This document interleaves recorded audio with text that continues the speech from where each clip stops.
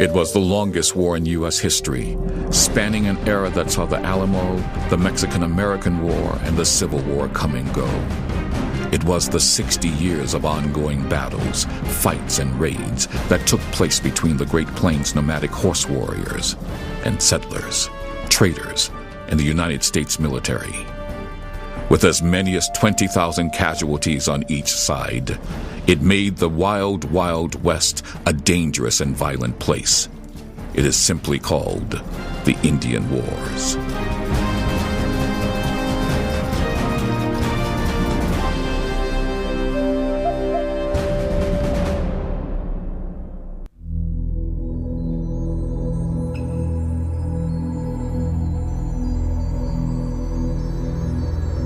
People have occupied the Americas for perhaps as long as 40,000 years. Over these years, they have created great civilizations equaling any found in Europe, Asia, and Africa.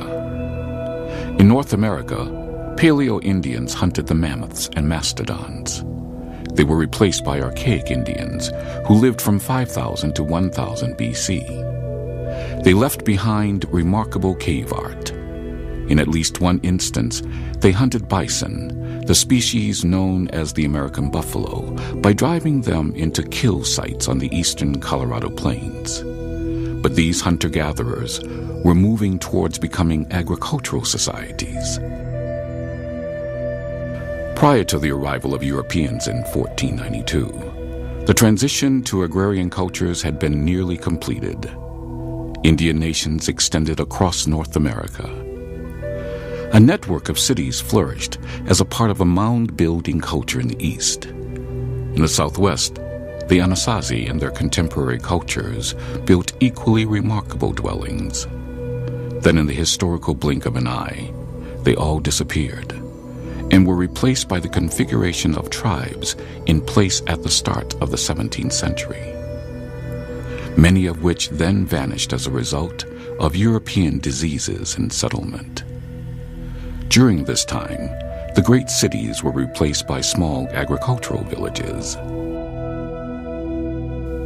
Then, as the Europeans expanded across the continent, the surviving tribes were pushed ever westward into a constantly redefined and shrinking Indian territory. However, during the middle of the 18th century, two parallel events occurred on the North American continent: the creation of a new type of nation, the United States of America, and the creation of a new kind of Indian culture, the warrior horse culture. Two remarkable human transformations that would eventually clash in bitter conflict.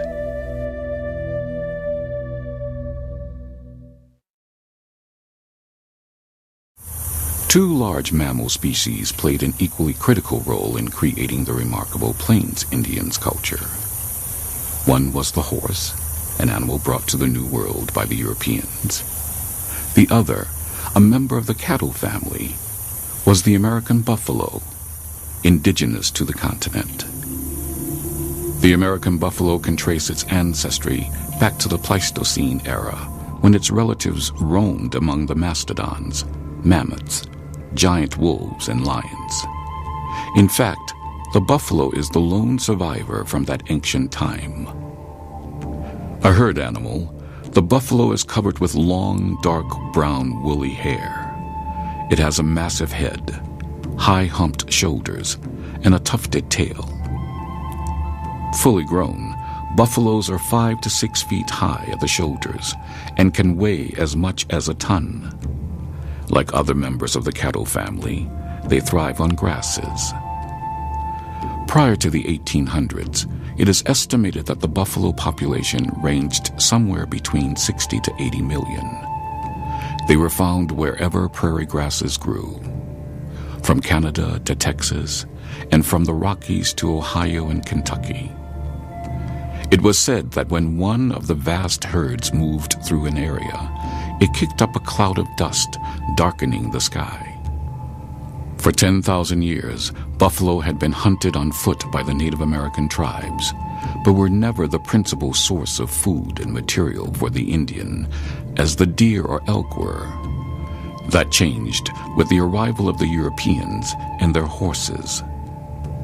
The horse was particularly important to the Spanish in their conquests and explorations. The Spanish-Iberian Mustang was not a huge grain-fed animal like the horses from northwestern Europe and the British Isles. It was a desert-bred animal that could live entirely off grasses and go for long periods without water. It was capable of carrying a man in heavy armor over miles of burning desert and dry high plains. In 1680, there was a massive uprising by the Pueblo Indians against their Spanish overlords. When the surviving Spanish fled, they left behind their sheep, cattle, and horses. The Pueblo, a sedentary people having little use for the thousands of Spanish horses, simply let them roam free. These horses, thriving on the short grass prairies, formed the nucleus of the great Mustang herds of the Southwest and Southern Plains. This great horse dispersal produced, perhaps, the most rapid cultural transformation hitherto ever witnessed on the planet. Within 100 years, a number of Native American tribes on both sides of the Great Plains had transformed themselves into nomadic, buffalo-hunting horse cultures with names like the Cheyenne, the Sioux, the Comanche, the Kiowa, and the Arapaho.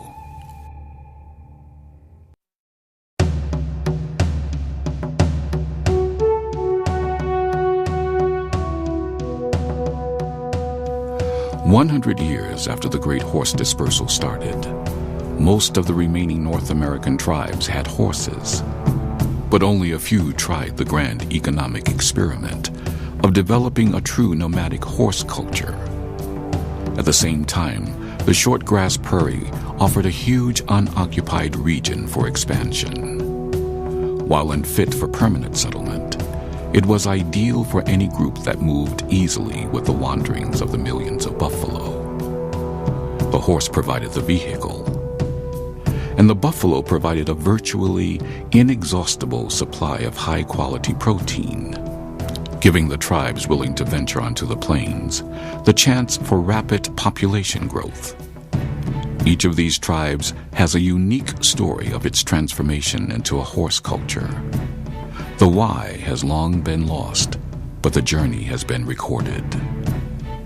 Looking at the Great Plains as a sea of prairie grass, all the eventual nomadic tribes started in the north, 3 from the eastern shore and 4 from the western shore. Unlike the other horse cultures, the Navajo and Apache moved into their 18th and 19th century homelands prior to the arrival of the Europeans in the 16th century. They were part of a very large subarctic group generally referred to as the Athabascan-speaking Indians. Their ancestral home covered a large part of Canada's Northwest Territory. Anthropological records indicate these people lived in small family groups, were nomadic, and hunted caribou. Sometime between 900 and 1400 AD, a group identified as the Southern Athabascans migrated south into present-day West Texas, New Mexico, and Arizona. When the Spanish arrived in 1540, they were already split into 2 distinct groups, the Apache and the Navajo. Each had their own territories and customs. And because of their close proximity to the Spanish, they were the first to tame horses.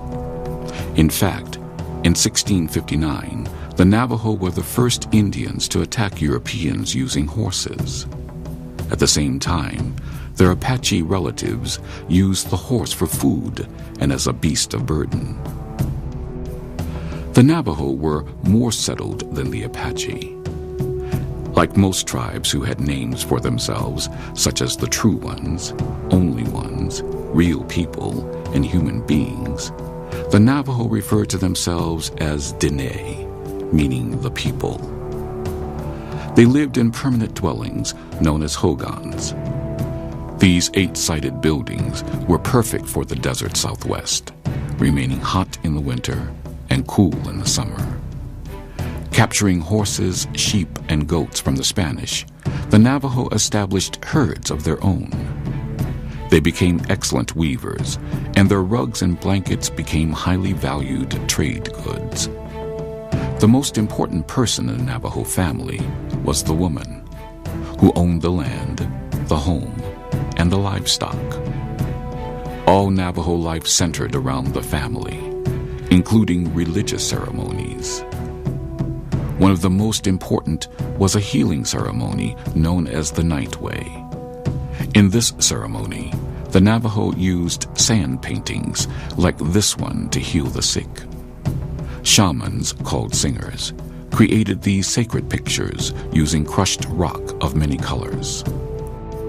While the Navajo practiced more settled activities like farming, the Apache preferred raiding and hunting.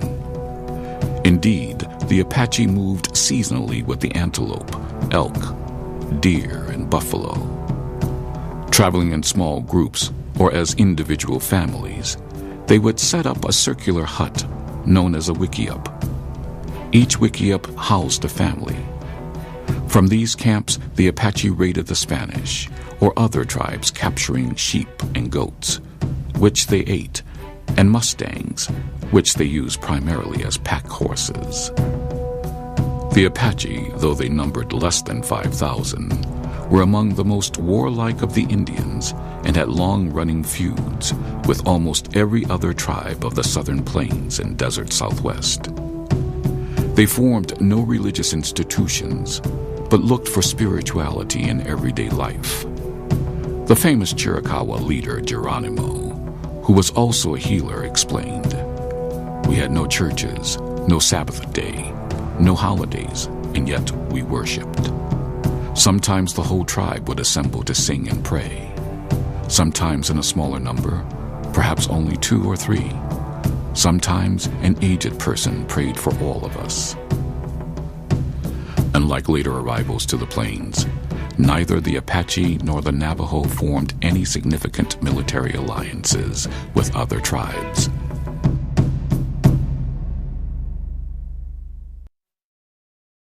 The Kiowas' journey onto the plains began somewhere in the Kootenay region of British Columbia, Canada. From there, they migrated into western Montana in the 1600s. Around 1700, they reached the Yellowstone River area. 10 years later, after acquiring the horse from the Crow, they found a home in South Dakota's Black Hills. Very quickly, the Cheyenne and the Sioux drove them from this home. Again, they moved south, where they fought a bloody war with the Comanche. However, by the beginning of the 19th century, the Kiowa formed a strong military alliance with their former adversary. This alliance was at the center of the battle for the southern plains. Their language is believed to be part of the Aztec-Tenoan linguistic stock. It is a language grouping spoken by many Mexican Indians. Like all the nomadic Indian nations, the twin centers of Kiowa life were hunting and war. Though small in numbers, the Kiowa were known for their exceptional bravery, strict military organization, and strong warrior societies. The Kiowa were also known for their incredible storytelling pictographs. Indeed, they came very close to developing a written language. Much history of the Indian Wars comes from their pictographic records written on buffalo hides as a kind of yearly calendar. Another nation, later called the Kiowa Apache, accompanied the Kiowa as they migrated south. Though unrelated genealogically to either the Kiowa or Apache, they had the cultural traits of the Kiowa and spoke an Athabascan-based language like the Apache, hence the Kiowa Apache designation.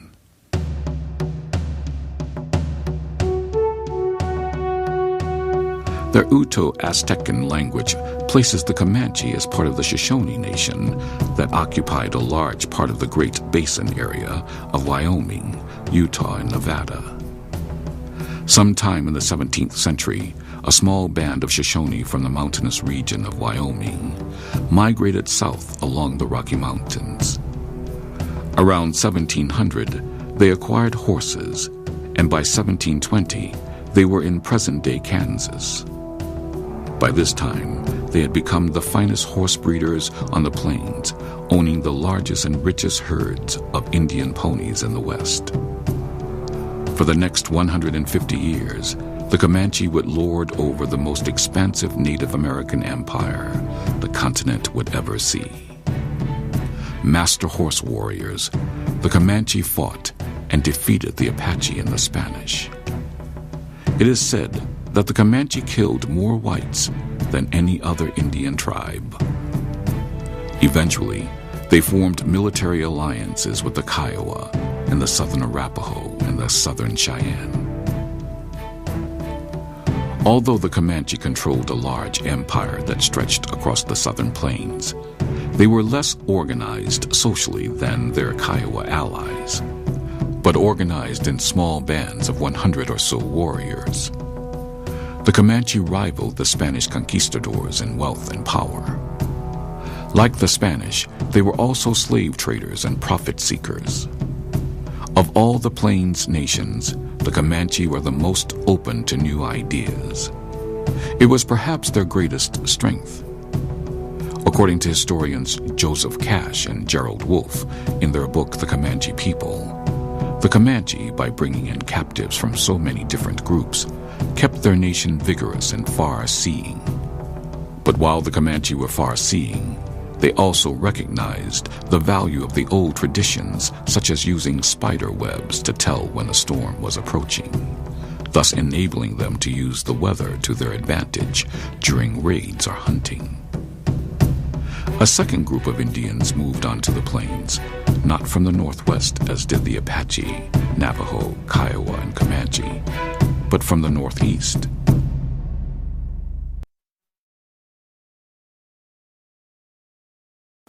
At one time, both the Cheyenne and Arapaho were part of a large village-dwelling group of Indian nations known as the woodland culture that lived in the upper Great Lakes region of the United States.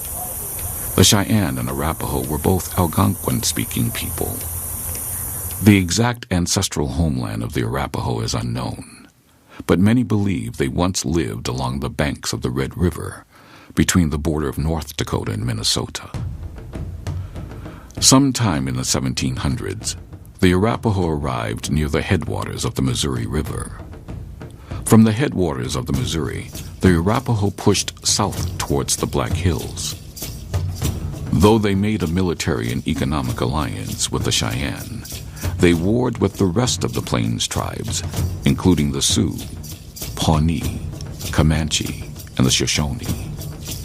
In fact, it was by stealing their horses that the Arapaho became a full-fledged horse culture. The Arapaho practiced and perhaps originated the sun dance. An annual event, the sun dance was a test of endurance for the participants, as they had to dance and perform rituals for days, often staring into the sun. While the Arapaho were fierce fighters, they were known more for their welcoming ways than their warlike nature. This characteristic stemmed from their form of government, which used consensus to make decisions for the tribe. Usually consensus was reached among the adult men and some of the elderly women. Unlike the Comanche, who did not allow women to have any authority at all, elderly Arapaho women held the authority on religious matters. When the child was born, the umbilical cord was placed in a special beaded case and attached to the child's cradle as an amulet. When the child learned to walk, he or she carried the amulet with them wherever they went. The first historical record of the Cheyenne was in 1680, when a group of Cheyenne encountered the French explorer La Salle in present-day Illinois. Shortly after this encounter, the Cheyenne moved westward, separating from their woodland neighbors. Still living in permanent villages, they farmed along the Missouri River in North and South Dakota during the mid-1700s. But at century's end, they had lost the corn, as their legend told, and became a true nomadic horse culture. For a brief period, they occupied the Black Hills, only to be pushed out by the Sioux. Perhaps the most important Cheyenne ceremony was the medicine arrow rite, also known as the arrow renewal ceremony. At the end of spring, the Cheyenne arranged their teepees in a crescent with a great medicine lodge at its center. Then, for 4 days, the entire tribe concentrated on renewing the power of their weapons through 4 sacred arrows, which were thought to have supernatural power over men and buffalo. In the 1830s, some Cheyenne and Arapaho gravitated to the trading post at Bent's Fort on the Arkansas River, while others preferred to trade on the Missouri and Platte. The two groups eventually made an informal division. Eventually, the Northern Cheyenne and Arapaho would ally themselves with the Sioux in the battle for the Northern Plains, and the Southern Cheyenne and Arapaho would align themselves with the Kiowa and the Comanche in the battle for the Southern Plains. It has been said that no tribe suffered more during the Indian Wars than the Cheyenne. Aside from their warlike prowess, among the Plains nations, the Sioux were known for their kindness, charity, and brotherhood. Each Plains nation had its own creation myth and its own sacred person or spirit who came to earth and gave it the traditions necessary for a healthy life.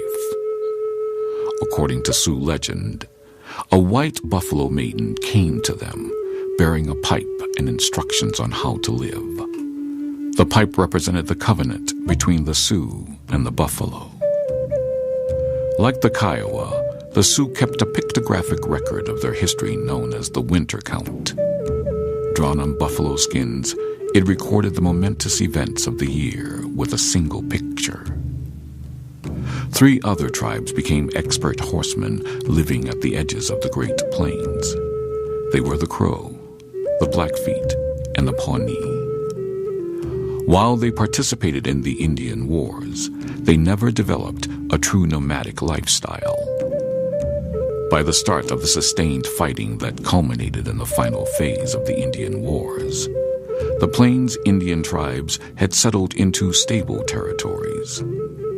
By this time, the 7 tribes, while retaining a number of distinctive features such as language, shared many customs and ways derived from becoming nomadic, buffalo hunting, horse-oriented cultures.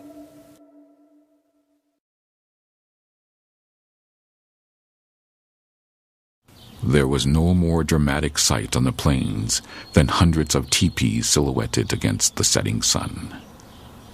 Life on the plains for the Indian nations that followed the buffalo required a living structure that was big enough to hold a family, was warm in the winter and cool in the summer, sturdy against the fierce prairie winds, and perhaps most importantly, the Plains Indians needed a structure that was readily transportable, easily assembled and disassembled.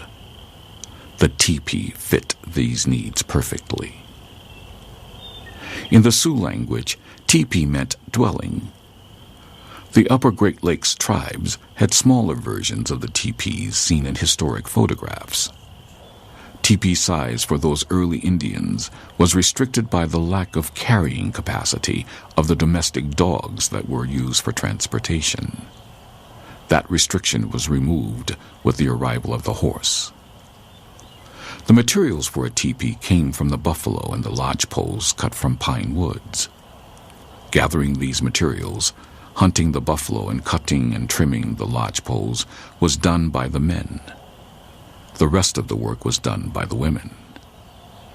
Not only did the women tan the hides and sew them together, they were also responsible for putting up the teepees. The basic design of the teepee was remarkably simple. Buffalo hides stretched over a framework of lodge poles. Erecting a teepee was simple as well. First, 3 poles formed the tripod base to which additional poles were added.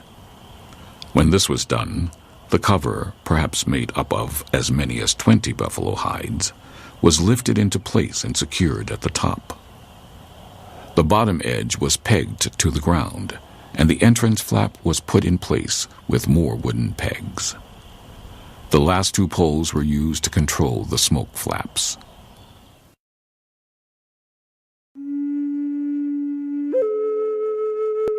The unexpected sight of even a lone warrior appearing at the horizon struck fear in the hearts of travelers and cavalry soldiers alike. The paintings on his horse and the number of feathers in his hair showed how powerful a fighter he was. Dressed in the colorful regalia of his tribe, wearing the war paint that indicated he was ready to die in battle, this single warrior might mean hundreds more lay hidden in ambush, or he might just want to trade. Like the teepee, whose shape was both practical and symbolic, so were the Indians' clothes. In summer, the breechclout and simple leggings were perfect for the desert-like heat of the plains. In winter, the heavy fur and tough hide of the buffalo kept him warm in even the most frigid conditions. The markings on his clothing indicated which tribe he was from and his prowess as a warrior. The animal skins used to make his garments showed which spirit guides he looked to for personal power. While a warrior took the utmost care with his appearance when on a raid, it was the women who made all the clothing for the family. The buffalo, the all-purpose beast of the plains, was the source of most clothing. Deer and antelope also provided skins for garments. As trade with the white man increased, factory-made cloth, blankets, and even boots were used by the Plains Indians. Still, the buffalo remained the most important source of clothing right up to the end of the Indian Wars. The buffalo's tough hide was used to make robes, caps, moccasins, leggings, mittens, coats, and dresses. Women left the fur on for winter garments and removed it for summer clothes. While in camp, men and women dressed simply for freedom of movement. However, on important ceremonial days, they dressed in their finest clothes with the tribe's distinctive quill and beadwork on display. In colder weather, the warrior wore leggings for warmth. He also wore leggings when hunting or on a raiding party to protect his legs. Leggings were colorful and profusely decorated with paint, bells, shells, quills, or beads. It was as a warrior in a raiding party that the men displayed their finest garments. Within each tribe, distinctive decorations indicated specific warrior societies. However, individual warriors used paint to show their personal war honors. Ceremonial shirts, generally known as a war shirt, were extensively decorated and worn during raiding parties. These shirts hung loose and fell well below the waist.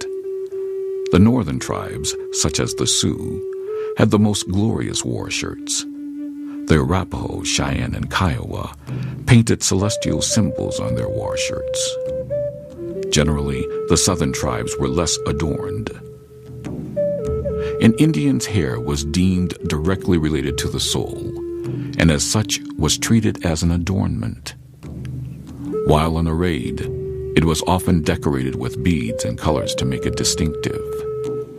Warriors who had counted coup in battle would wear eagle feathers as a mark of their bravery. The Sioux wore their hair loose as a sign of humility. Some southern and central plains tribes shaved their heads except for a short tuft. They often then painted the head as well as the face red. In the golden age of the Plains Indians' warrior culture, their costumes were among the finest ever made, showing distinctive beauty and personality.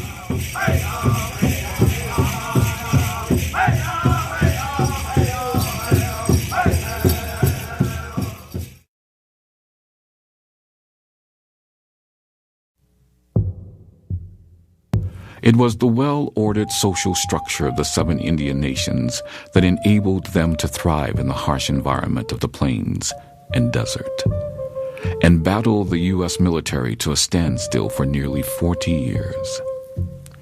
It was a social structure that was organized into groupings within groupings. At its base was the family. The next largest group was the extended family called a clan. After the clans came camps or villages. A camp could be made up of a single clan or a band which consisted of multiple clans. Sometimes these clans would be related by marriage and sometimes not. Villages in turn were spread out over a tribe's territory. Depending upon the time of year, the village could be as small as 20 or fewer people, or large enough to stretch along a river for 15 miles. Life in camp revolved around the teepee. Women did all of the tasks that made the household run. They collected firewood and cooked meals, gathered suitable roots and fruits, scraped buffalo and antelope hides, prepared buffalo meat for drying, and made all the clothing from moccasins to breeches. The women took care of the children until 5 or 6 years of age, often nursing them for the whole time. At that point, young boys went to help their fathers with the pony herds, and young girls followed their mothers, learning what it meant to be a good wife and mother. But while seemingly engaged in menial tasks, women were not considered servants. They had their role and scorned men's help. The man was the head of the household. His job was to hunt and fight, tasks that inevitably took their toll. So much so that there were many more women than there were men in a typical clan. The result was tribes practiced polygamy, and a man, if he survived the hunt and battle, could have several wives in order to maintain population numbers of a clan at a functional level. In fact, clans and bands operated with a great deal of independence, particularly when it came to interactions with other Indians and whites. Because Indian nations were spread out over a large area, it was important to have events that brought them together to solidify their tribal and band identity, and to plan tribal and band activities such as warfare. These events took the form of ceremonies, feasts, and dances. For example, celebrations meant huge bonfires, drumming and dancing far into the night. During summer encampments, bonfires might go on for weeks at a time as the entire community gathered to witness feats of daring through the dance steps of the participants. The throbbing of the drum and the movement of the dances celebrated victories, hunts, marriages, planting seasons, and harvests. Indians had a song for every event, from odes to a warrior's horse to a death song that he might sing during a battle. It was all part of their own unique religion.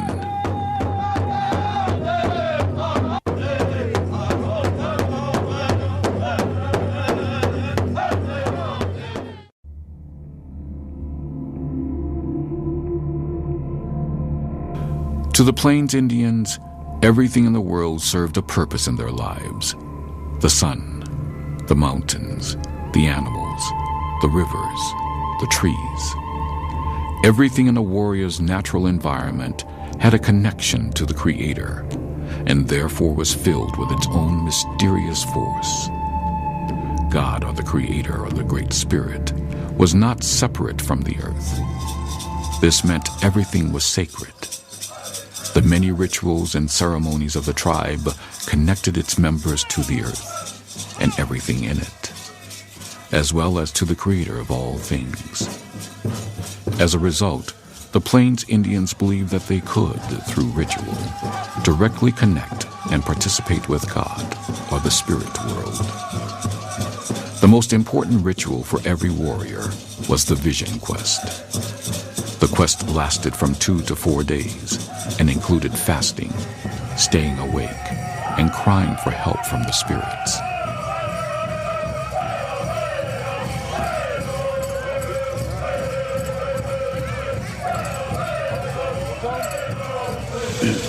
That drum is a centerpiece of the whole powwow.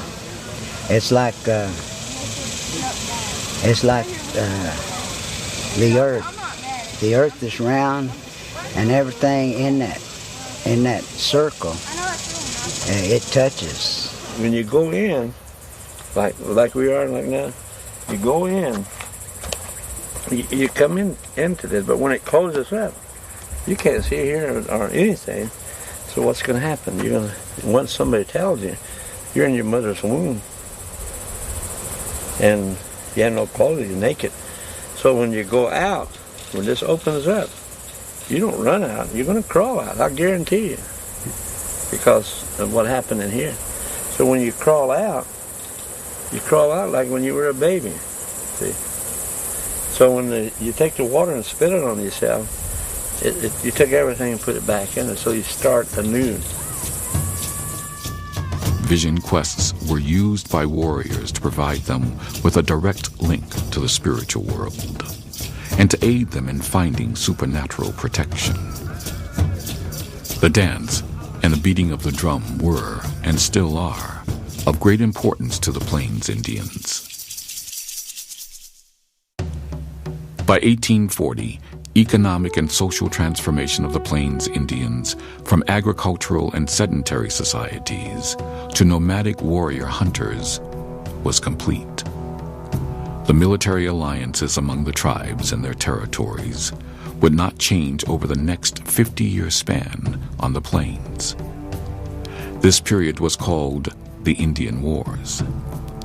Ironically, at a time when much of the Western world was experiencing the Industrial Revolution, the Plains Indian horse culture had completed a grand experiment in producing a true warrior society, one that would nobly fight for its land and way of life.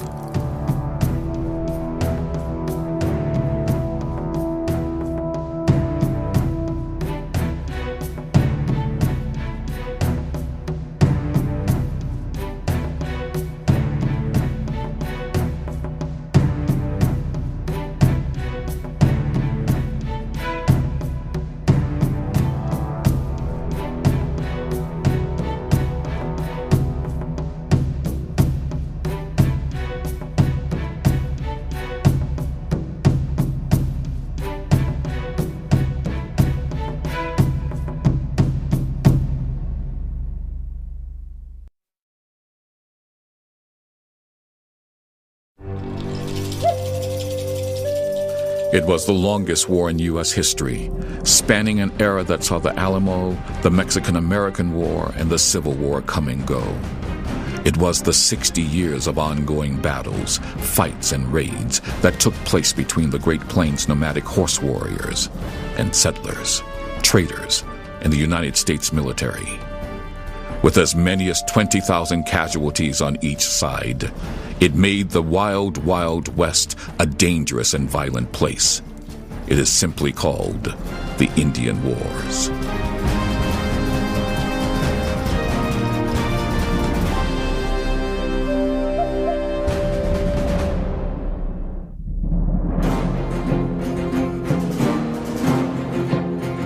The year was 1837.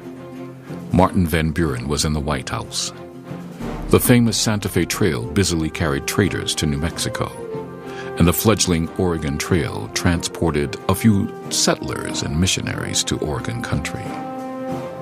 Native American tribes from the east had been forced west into the newly designated Indian Territory, a territory already occupied by a flourishing Plains Indian culture. And Stephen Watts Kearny, the father of the U.S. Cavalry, wrote his Manual for the Exercise and Maneuvering of United States Dragoons. The Dragoons were the forerunner of America's celebrated frontier cavalry, soldiers on horseback. Organized in 1833, the Dragoons were the elite troopers of the frontier army. Their job was to police the western plains. Their weapons were the Prussian-style saber, known as Old Wristbreaker, the muzzle-loading .52 caliber rifle, and a .54 caliber pistol, both of which could blow a hole in a man the size of a melon. They also possessed formidable mountain howitzers. They dressed in flashy, striking uniforms of dark blue, with yellow piping, much like those the cavalry would later wear. In 1851, the official uniform was changed to blue with orange trim, no doubt meant to impress the colorfully painted Indian warriors of the plains. On the frontier, there were no buildings or structures to house these troops, so a series of forts was built, roughly paralleling the 95th meridian from Minnesota to Texas, a boundary separating Indian territory from white settlements. Typical of these military posts was Fort Scott. In 1842, Companies A and C of the 1st and 2nd Dragoons were sent to what would become eastern Kansas.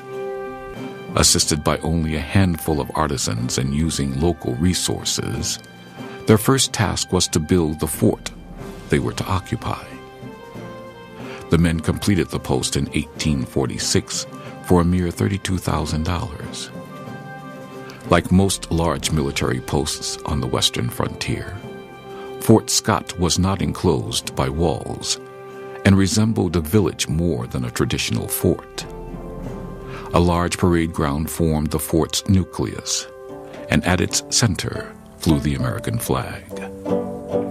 The parade grounds were ringed by a complement of buildings: officers' quarters, barracks to house the cavalry and infantry, stables for the horses, and an assortment of specialty buildings: guardhouse, blacksmith shop, weapons and munition storage, bakery, and the quartermaster or supply house. A dragoon regiment was divided into 10 companies of about 75 officers and men in each unit: a captain, first lieutenant, second lieutenant, 4 sergeants, 4 corporals, 2 buglers, 50 privates, a blacksmith, and a farrier who treated the horses. During the construction of Fort Scott, the new Indian Territory was relatively quiet, free of major conflict between the native tribes and whites. However, in May of 1834, one of the dragoons' first major duties was to escort a wagon train along the Santa Fe Trail to Mexican territory. Colonel Henry Dodge took 8 companies of the 1st Dragoons into Indian Territory.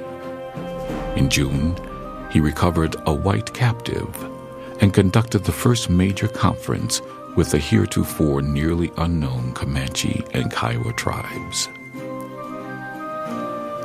Born in 1794, Kearny began his military career as a lieutenant in the War of 1812. A strong proponent of manifest destiny, he led the nation's move westward as an explorer and soldier. By the spring of 1845, he was ready to provide an impressive display of dragoon power to the Plains tribes. Kearny gathered 5 companies of dragoons, including a company from Fort Scott, and crossed the Great Plains. In May, Kearny marched his dragoons from Fort Leavenworth in eastern Kansas, northwest to the Platte River, and then proceeded west to Fort Laramie. Along the way, he showed the flag to the native tribes. At a parley with the Pawnee, he requested they make peace with their traditional enemies, the Sioux. When they refused, the dragoons fired their mountain howitzers, so impressing the Pawnee that the tribe remained peaceful for the next 4 years. It was the Sioux's turn next. At Fort Laramie, the dragoons once more impressed the Indians with their firepower. The Sioux believed the dragoons were a new and superior kind of white people, and they agreed to leave the immigrant traffic alone, if the immigrants behaved themselves. From Fort Laramie, Kearny and his men traveled the Oregon Trail as far west as present-day Wyoming's South Pass. It was the first time the U.S. military had crossed the Continental Divide. He then marched his troops south to Bent's Fort, where he parleyed with the Southern Cheyenne. a famous trading post in southeastern Colorado, Bent's Fort was founded in 1833 on the Arkansas River by William and Charles Bent and their partner Soran Saint-Vrain. During its initial 16-year history, it was the single major white trading post on the Santa Fe Trail between Missouri and the Mexican settlements in present-day New Mexico. Colonel Kearny's trip to Bent's Fort in 1845 and again in 1846 so impressed Cheyenne chiefs with the power of the United States military that they feared for the future of their people. The Bent family, in the second Bent Fort, built 30 miles downstream in 1853, eventually played prominent roles in the Indian Wars that would soon follow. From Bent's Fort, Kearny returned to Kansas along the Santa Fe Trail. His long 2,200-mile march in 99 days through the vast, semi-arid prairie proved that U.S. mounted troops could move rapidly and easily on the plains. Indeed, a year after Kearny's long march, he took his beloved dragoons into the Mexican-American War, winning New Mexico and California for the U.S. Kearny briefly served as military governor of both territories. Then sadly, in 1848, he died from a bout of yellow fever contracted during the war. A year later, gold would be discovered in California, signaling the beginning of the Indian Wars. As for the Dragoon Regiment, in 1861, the Dragoon designations disappeared. The 1st and 2nd Dragoons became the 1st and 2nd Cavalry, and the Mounted Rifles became the 3rd Cavalry. All the units adopted the blue uniform with yellow trim, and the units became cavalry with yellow as their colors. Although the Dragoons resisted the new designation and the change to their uniforms, as the old uniforms wore out, they finally accepted their new role as cavalry.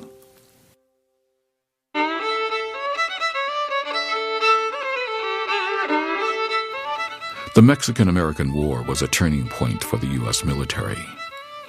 For the first time since George Washington's winter at Valley Forge, the United States government created a large-scale professional army.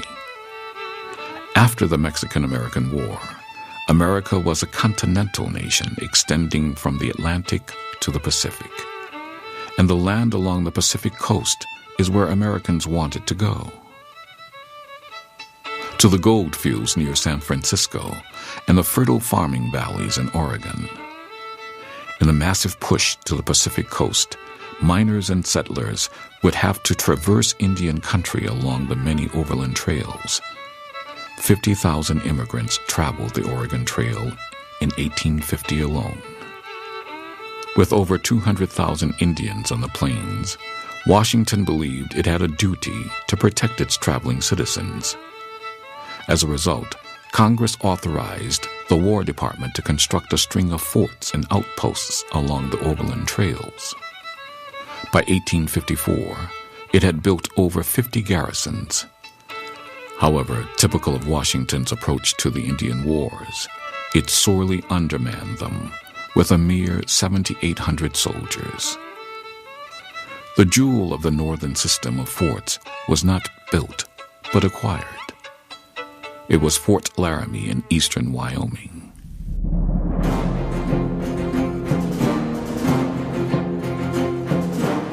Fort Laramie had started out as a trading post for trappers and Indians. In 1849, the Army's Adjutant General, Roger Jones, directed that a post be established at or near Fort Laramie. Rather than build a new fort, the Army purchased the trading post from Bruce Husband, agent of the American Fur Company, for $4,000. Immediately, the Army began refitting the old trading post as an Army post. By winter, officers' and soldiers' quarters, a bakery, and stables had been completed, and Fort Laramie began its 40-year role as a command post deep in the heart of Indian Territory. Fort Laramie quickly became the most famous, and some even say the most infamous post on the western frontier. For the over 350,000 travelers on the Oregon and Mormon trails, it was the lone beacon of civilization between East and West. Since its founding as a trading post in 1834, the list of those who entered the storied fort read like a who's who of the Old West. Famous trappers and mountain men: James Beckwourth, Thomas Fitzpatrick, Jim Bridger, Kit Carson, and the ill-fated Donner Party, whose members would later eat each other, passed through in 1846. Brigham Young leading his Mormons to Utah. Top military commanders: William Tecumseh Sherman, Philip Sheridan, George Crook, and William Harney. Many of the famous chiefs of the Northern Plains spent time at the fort as well, along with a cast of colorful Western characters: Buffalo Bill Cody, Wild Bill Hickok, Calamity Jane, and Wyatt Earp. Less famous, though perhaps more important, were the troopers who manned the fort on a daily basis. Over its active 40-year history, units from nearly every cavalry and infantry regiment that fought in the Indian Wars served at the fort. But in 1849, it was the mounted riflemen and infantry soldiers who rode out from Fort Laramie to maintain the Oregon Trail. Patrols also escorted travelers, providing protection against the oftentimes curious Native Americans, who at this time had rarely, if ever, seen a white man. The mounted riflemen, like the dragoons, was a short-lived regiment, lasting a mere 15 years.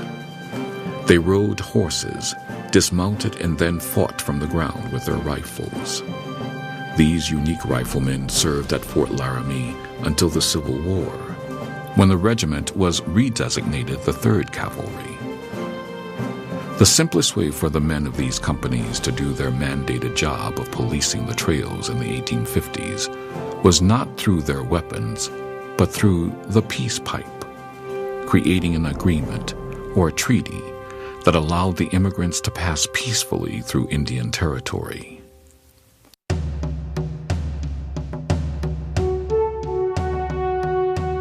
Peace treaties had been the primary tool for negotiating with native tribes since the Dutch acquired Manhattan in 1624. They were in effect giant parties where Indian chiefs and representatives of the U.S. government met to hammer out, in the short term, who would get what land and how the parties would behave towards each other. The key figure in what would be called the Laramie Treaty was legendary mountain man Thomas Fitzpatrick, known among the Indians as Broken Hand. The Plains tribes knew and trusted Fitzpatrick, and the old mountain man knew that if something weren't done, soon the Indians would rise up against the ever-growing number of travelers on the Oregon Trail. Consequently, in 1849, Fitzpatrick sent word to Washington, requesting that a peace conference be called at Fort Laramie. Early in 1851, Congress appropriated $100,000 for such a purpose. But would the tribes respond? Once the snows were off the plains in the spring of that year, Fitzpatrick sent out trappers, mountain men, and some fort Indians to invite all the Plains tribes to a peace conference. Everyone waited throughout the summer. Then in September, clouds of dust obscured the horizon. Fitzpatrick and the government representatives were awed by the arrival of more than 10,000 Indians from the northern plains, including such hereditary enemies as the Cheyenne and Shoshone, Sioux, and Crow. The Fort Laramie Council was the largest of its kind ever seen on the plains. Such a huge number of warriors was clearly a threat to the 3 companies, a mere 180 troops stationed at Fort Laramie. In a clever move, Fort Laramie's commander, Captain William Scott Ketchum of the 6th Infantry, suggested that the council be moved 30 miles downstream to a better grazing area for the thousands of horses. And so it took place at the confluence of Horse Creek and the Platte River, just east of the current Wyoming-Nebraska state line. For nearly 2 weeks, the various tribes put on amazing displays of warrior prowess on horseback. The Americans passed out gifts. Leaders on both sides stood to deliver great speeches. By the end of the proceedings, a pipe, the traditional sign of a peace ceremony, was smoked and the treaty was signed. It was a remarkable accomplishment, allowing the U.S. government to construct a series of forts along the Oregon Trail. The Indians would not attack the wagon trains, and the immigrants would not settle in Indian territory. The military was allowed to patrol the trails, providing some semblance of law and order, and both sides agreed to punish their own lawbreakers. For 3 years, peace among whites and Indians reigned on the northern plains. Then in August 1854, an impetuous young officer, Lieutenant John Grattan, took a patrol of 29 men from Fort Laramie to arrest a Sioux Indian named High Forehead, who had stolen and butchered a Mormon's cow. The Sioux would not turn over the guilty party to the soldiers, and after a brief parley, the soldiers unexpectedly opened fire on the camp, killing its chief. The Sioux camp retaliated, massacring every member of Grattan's patrol. In that moment, the Indian Wars unofficially began. For the next 35 years, Fort Laramie played a prominent role in the conflict between the U.S. military and the Indian tribes of the northern plains. It became a staging ground for strikes against Indian encampments and was the site of another peace conference in 1868. From 1860 to 1861, Pony Express couriers rode through the fort. During the Civil War, volunteer regiments replaced some of the professional soldiers. Finally, in 1890, the fort closed for good. While Fort Laramie dominated the northern plains in 1854, to the south, other settlers and traders were traveling another famous road, the Santa Fe Trail, requiring the building of even more forts.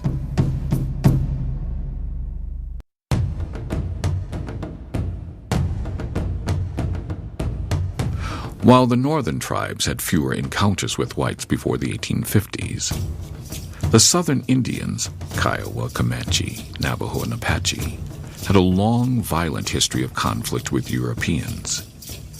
The Comanche, Apache, and Navajo had repeatedly defeated the Spanish, who were ill-prepared to rule the harsh southern plains. Later, they regularly raided Mexican and Texas settlements. Now that their lands had officially become part of the United States, the War Department was pressed to end the Indian threat to the Santa Fe Trail. Yeah, Hispanics, Mexicans from Santa Fe going east, they're hauling furs, stuff like that, stuff that you can't get back in St. Louis. And you got St. Louis merchants going west, they're hauling the nice shirts and the blankets, bottles, even fancy stuff that you can't get in Santa Fe. They don't have no manufacturing there yet. Once again, the Army employed the strategy of building forts and outposts to handle the increasing number of raids. One of the most prominent forts along the Santa Fe Trail, Fort Larned, was significant for the role it was to play as a post, a refuge, a supply point, and a distribution center for Indian annuities. Annuities, which were promised in peace treaties to the various tribes, were a kind of bribe to keep the peace. They typically consisted of flour, coffee, sugar, and trade goods, such as cloth, beads, and even arms and ammunition. Also supplied were agricultural implements, which were used to teach the Plains Indians farming and to discourage their nomadic lifestyle. However, the annuity plan created its own problems. All at once, hundreds of heavily armed Native American warriors descended on the post to collect their goods, sometimes dressed in their finest regalia, complete with painted faces and long war headdresses of eagle feathers. And the soldiers knew if the Indians went away unhappy, their anger might erupt into raids and even warfare. At times, the goods and food were of shoddy quality, or even worse, hadn't arrived at all. At these moments, tension ran high for the soldiers. In fact, in 1860, Fort Larned was known as Camp Alert because the danger of Indian attacks kept the soldiers on a knife edge. When word of a raid reached Fort Larned, the commander's response was to send out a patrol. A small patrol usually consisted of 10 to 20 privates and was led by a lieutenant and a sergeant. Each trooper was a self-contained unit. The cavalry would have been equipped essentially like this, with a McClellan saddle. The bag here is called a nose bag. We have a little grain for maybe a day or two. We have a picket pin and a rope so we can stake him out at night. If that doesn't work, the ground is too hard, we have chains and hobbles. Inside of the bag we have a shelter half. My partner has the other half of the shelter, a blanket, perhaps change of clothes. Saddlebags would contain some bacon, hardtack, maybe some sardines. If I didn't spend all of my money, I'd maybe buy a couple of cans of sardines. I have a poncho. The carbine is a Springfield Model 4570. We also carried a Colt, which was a Model 1873 Colt 45, the Army Colt. Horses were typically maybe a little bit larger than this, but not any smaller. Enthusiastic troopers often carried personal weapons such as extra pistols and knives when on patrol. Because the Indians roamed freely across the vast prairie, the Army had difficulty finding raiding parties. They relied on mountain men and trappers, who were skilled trackers as scouts. These intrepid men had learned the Indians' habits and customs and often knew the area as well as they did. Wearing uniforms marked by red stripes, infantry soldiers did not carry swords but had bayonets.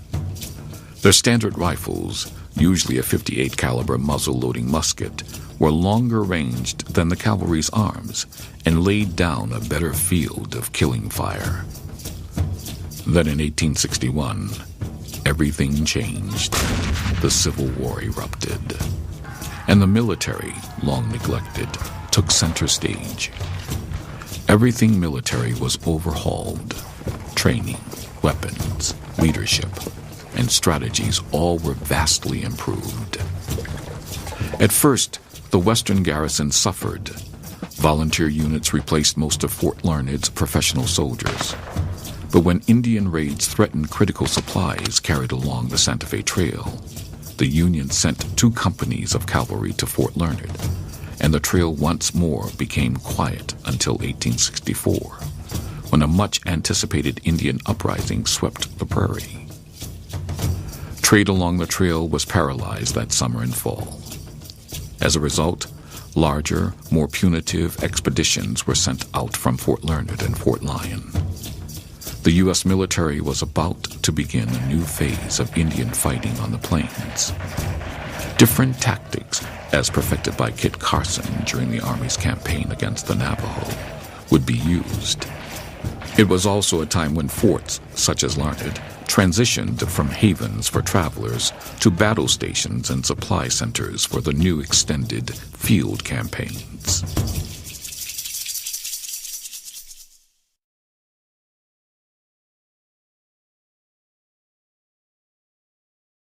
Born in 1809, Christopher Kit Carson, known as rope thrower to the Indians, became one of America's greatest frontier heroes in the mold of George Rogers Clark, Daniel Boone, and Davy Crockett.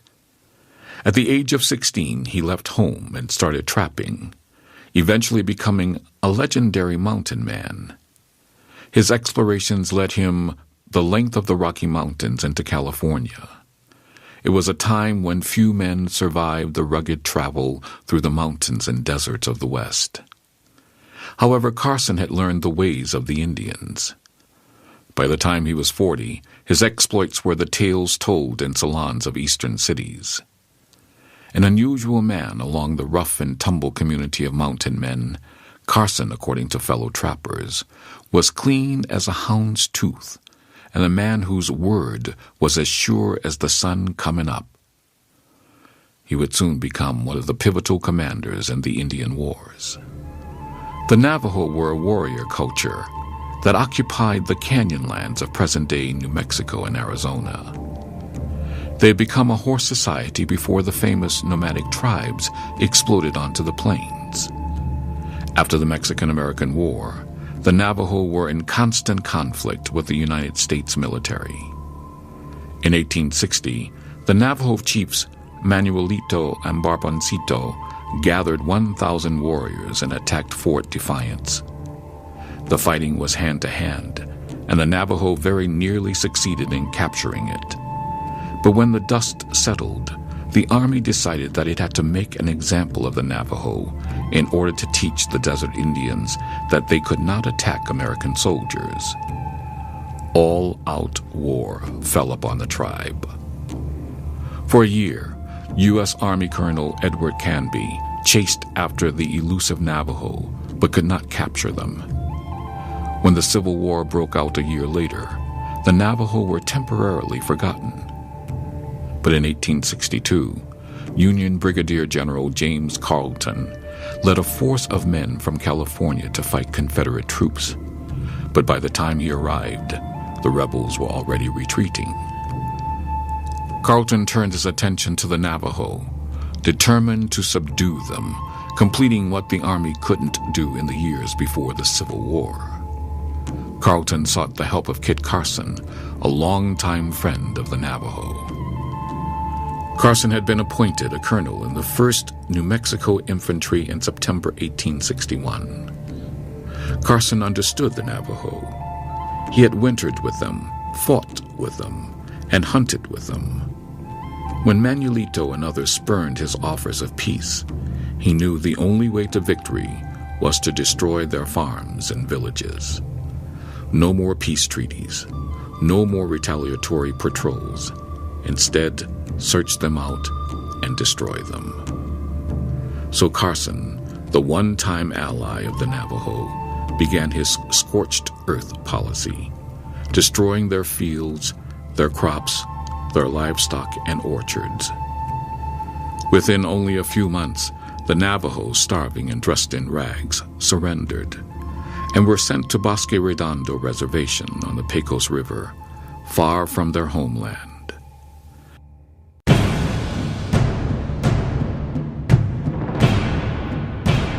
After the Civil War, the Fetterman Massacre in northern Wyoming would turn public opinion against the Native Americans on the plains.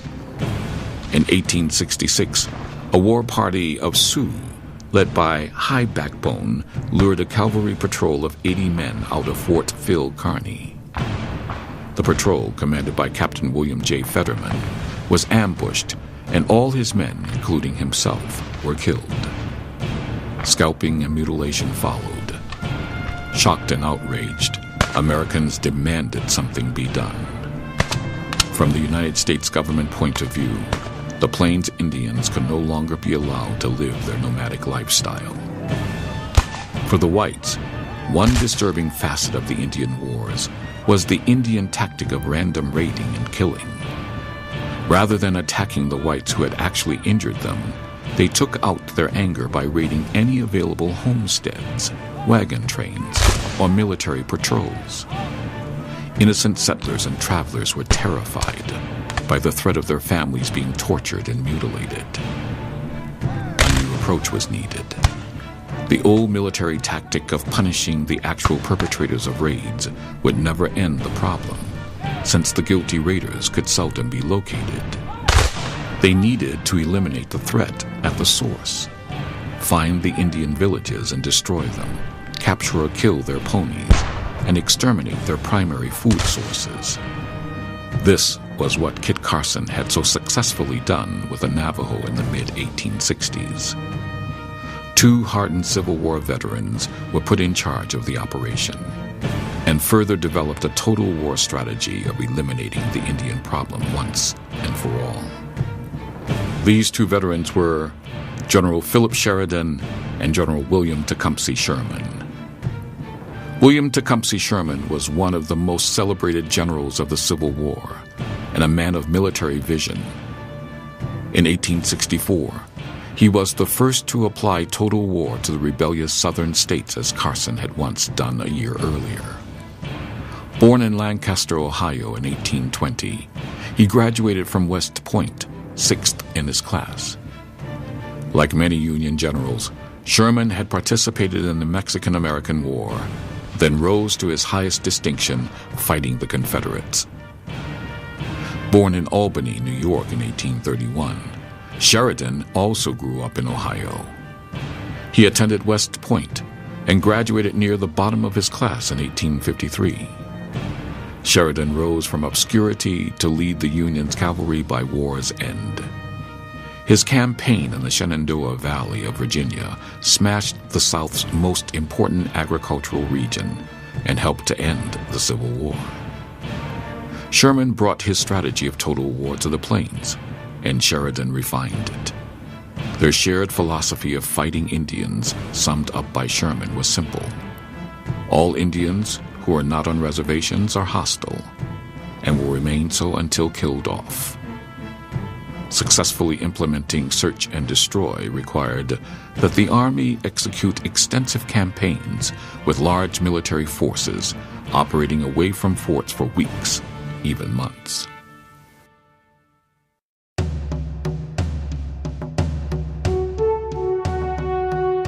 On July 1st, 1867, soldiers arrived here at Fort Davis, Texas. But they were not soldiers of the usual sort. They were black, and members of a new regiment, one of several whose men would soon become known as the Buffalo Soldiers. In 1866, the Army increased the number of cavalry regiments from 6 to 10, including 2 black units, the 9th and 10th. Called Buffalo Soldiers by the Indians because of the dark coats they wore and their short, curly hair, the black troopers epitomized America's new professional army, made up of battle-hardened veterans of the Civil War. Many of these men served on the western frontier until the Indian Wars ended in 1890. Fort Davis had been abandoned since 1861, and now companies C, F, H, and I of the 9th U.S. Cavalry under the command of Lieutenant Colonel Wesley Merritt returned. In addition to rebuilding the fort, the troopers escorted mail and stagecoaches, constructed roads, patrolled the Mexican border, and battled the Apache and Comanche. The 9th fought mostly in the Southwest until 1881. Later, units went to Kansas and Washington State. The 10th served with General Sheridan and were commanded by Colonel Benjamin Grierson, who had the 10th from 1866 to 1890 in the southern plains of Kansas, Oklahoma, and Texas. Disciplined and tough, the 9th and 10th fought in 127 confirmed battles with Indians, on average inflicting 4.6 casualties per skirmish. Units from both regiments served in the Spanish-American War, the Philippine Insurrection, and Pershing's 1916 punitive raid into Mexico. At the outset of World War II, the 9th and 10th Cavalry were disbanded and their units absorbed into the Army.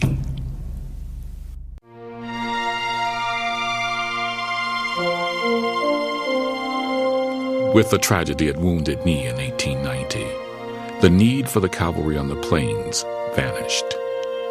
The once important forts were abandoned, The era of the wild, wild West was over. What remained was a 40-year chapter in U.S. military history. It was a history that saw the cavalry grow from one semi-professional regiment of troopers, showing the flag to the Native Americans, to 10 regiments of highly disciplined soldiers.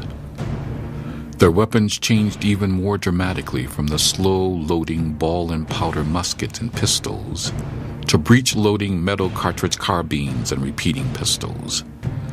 Added to their arsenal were lightweight portable cannons and Gatling guns. The composition of the cavalry's officer corps changed as well. During the final 20 years, many of the officers won their spurs in the Civil War and then went on to fight Indians. What didn't change was that the core of the rank-and-file soldiers continued to be comprised of immigrants, mainly from Ireland and Germany, with the Irish making up more than 20% of recruits and Germans 12%. Many of these men had been soldiers in their homelands and quickly adapted to American Army life, often becoming non-commissioned officers. In the 40 years from 1850 to 1890, over 70,000 men fought in more than 1,450 battles, inflicting an estimated 15,000 casualties on the Indians.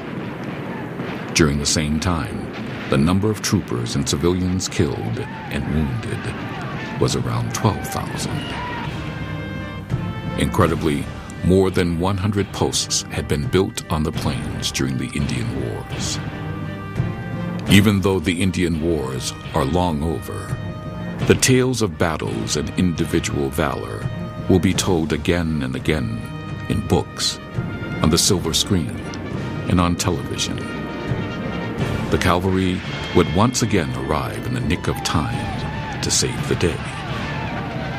Outposts such as Laramie, Larned, Davis, brave men, Kearney, Crook, Carson. Bold and daring to the point of recklessness, fighters like Custer and Fetterman, and visionary militarists like Sheridan and Sherman will live on forever. No other group fulfilled the romantic vision of the United States military like the U.S. Cavalry.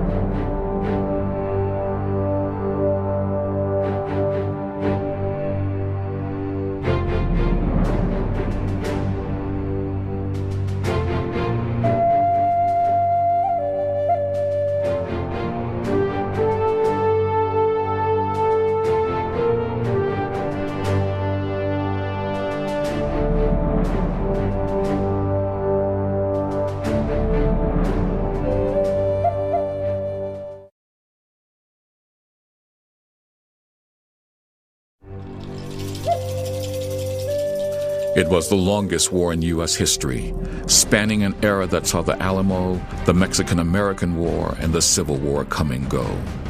It was the 60 years of ongoing battles, fights, and raids that took place between the Great Plains nomadic horse warriors and settlers, traders, and the United States military. With as many as 20,000 casualties on each side, it made the wild, wild West a dangerous and violent place. It is simply called the Indian Wars.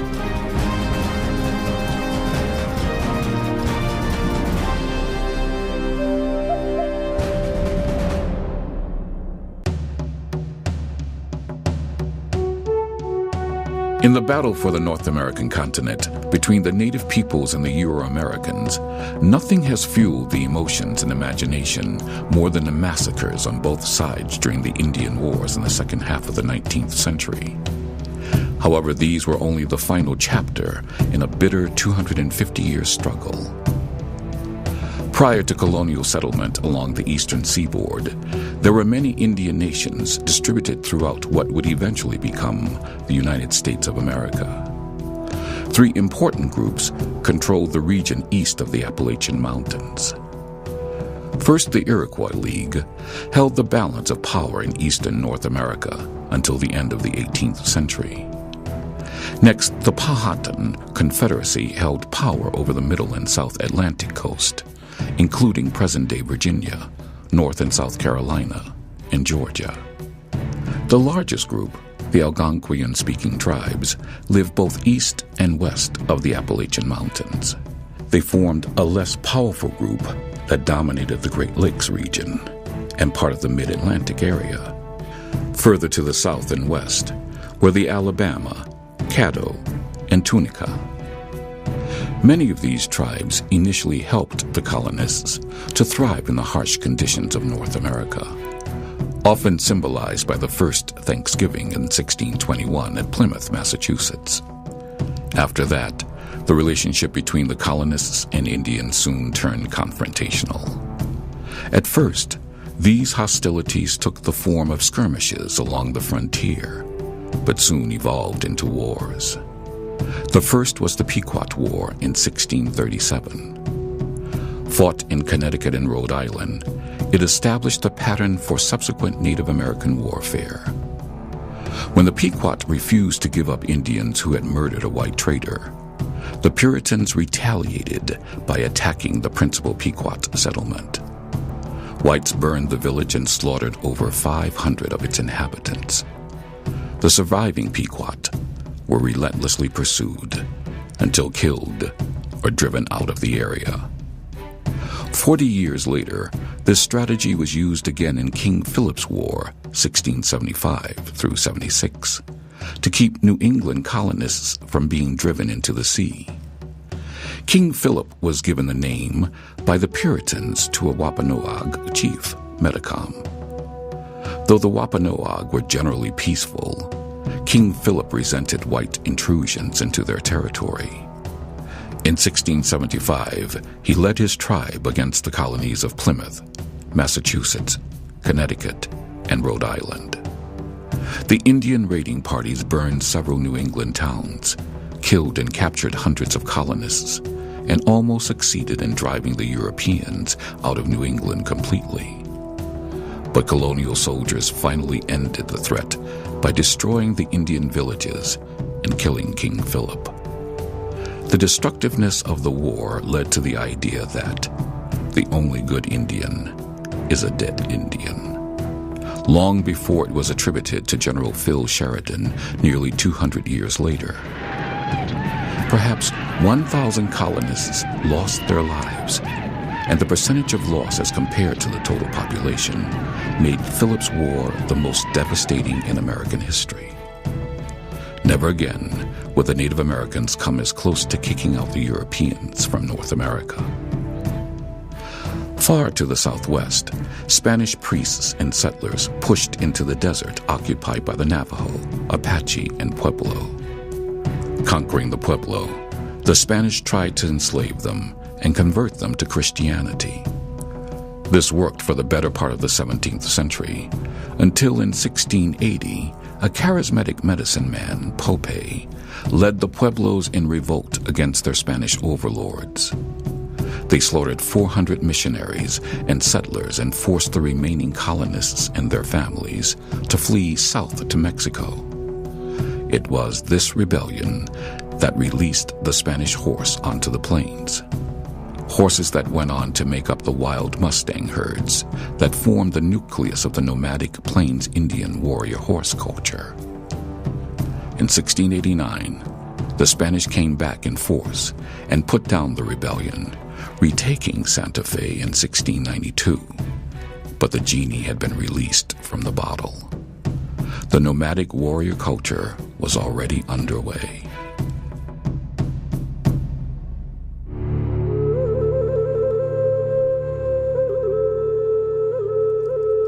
Dramatized in James Fenimore Cooper's Last of the Mohicans, the French and Indian War saw the native tribes fight on both sides of the 7-year conflict between the French and the British. The Iroquois joined the British, and the Algonquin Indians fought on the side of the French. Indeed, the French relied heavily on their Indian allies, even adopting their guerrilla-style warfare. But Britain's greater numbers and superior military minds and strategies defeated France by 1763. The French ceded all of Canada and eastern Louisiana to Britain.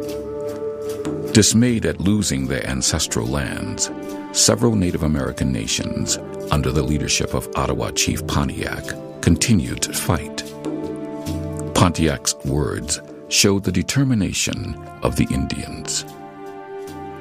It is important for us, my brothers, that we exterminate from this land this nation which seeks to destroy us. When the English are defeated, we shall stop up the ways hither so, that they may never come upon our lands again. In what became known as Pontiac's War, the Chippewa, Seneca, and Delaware, among others, launched attacks on British outposts, overrunning garrisons at Sandusky, Ohio, Fort Wayne, Indiana, Niles, Michigan, Fort Michilimackinac on the straits between Lake Huron and Lake Michigan. The ferocity and swiftness of the Indians' attacks nearly succeeded in forcing the British out of the territory west of the Appalachians. But the British sent reinforcements to their beleaguered garrisons at Fort Pitt and Fort Detroit. Meanwhile, the French refused aid to Pontiac. In 1766, the Indians finally agreed to peace. Pontiac's War was the greatest stand by Native Americans until the Plains Indians' War 100 years later. During those 100 years, Native American nations east of the Mississippi River battled with American military forces, but were never able to claim victory. For example, the Miami and Shawnee, under the war chief Little Turtle, tried to halt the onslaught of settlers streaming into the old Northwest Territory, Ohio, Michigan, Indiana. They were nearly successful. In October 1791, Little Turtle's forces attacked General Arthur St. Clair on the Ohio-Indiana border near present-day Fort Recovery. St. Clair lost more than 800 of his 1,400 men. It was the greatest defeat ever suffered by an American military force, more than tripling Custer's losses at the Battle of the Little Bighorn in 1876. However, at the Battle of the Fallen Timbers in 1794, General Mad Anthony Wayne's well-disciplined troops dealt the Indians a crushing defeat, forcing them to cede lands to the new United States government in the 1795 Treaty of Greenville. 15 years later, the celebrated Shawnee war chief Tecumseh and his brother, known as the Prophet, tried to organize a grand alliance of Indian nations throughout the Ohio River Valley to fight westward migration. But at the Battle of Tippecanoe in 1811, General William Henry Harrison led a group of militia who destroyed any chance of Tecumseh's Confederation succeeding. Impressed by Tecumseh's oratory, the part-white William Weatherford, known as Red Eagle, led his Creek warriors against Fort Mims on the lower Alabama River in August 1813. The fort's small group of militia fought until all were killed, and the Creeks massacred all but about 36 out of the 500 settlers who had taken refuge in the fort. In 1814, General Andrew Jackson smashed Southern Indian resistance to white settlers at the Battle of the Horseshoe Bend in Alabama. 3 years later, he took on the Seminoles in the First Seminole War and chased them out of South Georgia and northern Florida. But the Seminoles would rise up against white settlers twice more from 1835 to 1842 and 1855 to 1858. Both times, they were defeated by American military forces. One of the last skirmishes east of the Mississippi River was Black Hawk's War. A Sauk Indian leader, Black Hawk, opposed giving Indian lands to whites.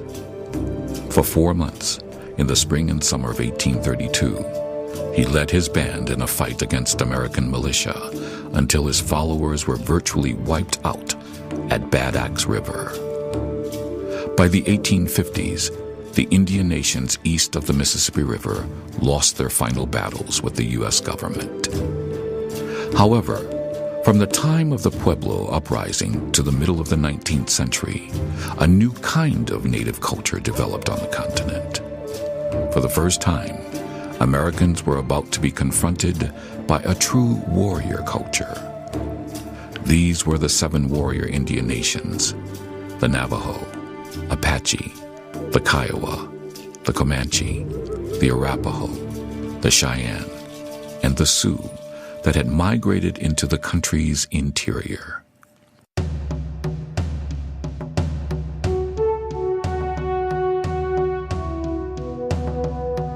True warrior cultures have been rare during Earth's history.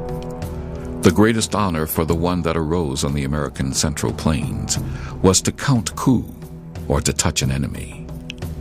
Those warriors who acquired this distinction were held in the highest regard. From the time of birth, young boys were steeped in this culture, and all boys, whether they became warriors, hunters, scouts, or shamans, learned the arts of war from an early age. In fact, the way of the warriors started before birth. From the moment a woman became pregnant, she prepared her child for survival by making amulets that would protect him. These amulets were often in the shape of a lizard or a turtle. As for the fathers, once their sons were born, they made small weapons for them to play with, and when the child could stand, he gave him a bow. Growing up, boys played games that tested their skill with weapons. One game, the hoop game, had young boys shooting arrows at a rolling hoop of wood. Once a boy was old enough, his father gave him a colt and instructed him on how to ride and care for it. Around puberty, advanced warrior training began. They ran and swam for endurance, threw lances and shot arrows for skill, learned the art of making weapons, finally learning to shoot arrows from any position, even while riding a horse. Often a young warrior was left alone on the prairie. There he learned to fend for himself, know every animal track, find water where there was none, learned how to spot an enemy's trail, know what they were carrying, where they were going. Once these skills of riding, using weapons, survival, and tracking were conquered, the young warrior had to master the art of war. He did this by accompanying older warriors on raids for horses, or perhaps even in battle. The kind of warfare he was learning would in today's language be called guerrilla warfare. It especially included the art of ambush. With his training over, the life of a warrior might look like this. In his teens, he would be given more responsibilities, such as protecting the horse herds. At age 15 or so, a promising warrior candidate might be invited to join a warrior society. At 17, he might steal a horse or take a scalp. By 19, he would undergo his first sun dance ceremony, and by his mid-20s lead his first war party. At age 30, with his young blood days behind him, he would begin to withdraw from warrior status and give himself over to the hunt. The most frequent purpose of a raid was to get more horses. A raid was usually prompted by a dream that guided a warrior to action. For example, Sitting Bull used his dreams to foretell the defeat of Custer at the Battle of the Little Bighorn. The leader of the raiding party was known as the pipe holder and generally was well acquainted with the landmarks and watering holes of the enemy territory. Raiders were scrupulous about following their dreams to the letter. If something was not right, or if an omen proved bad, the raid would be called off. Kiowa raiders were known to turn back at the sound of an owl hooting because the owl was considered a bird of ill omen. The simple raiding party consisted of 4 to 20 warriors. War parties were much larger. They could number in the hundreds of warriors. Raiders would be away from camp anywhere from 2 weeks to several months. The typical raiding party traveled in single file with the pipe leader in front, the more experienced riders next, and the neophytes last. Often scouts would ride ahead to make certain the way was clear.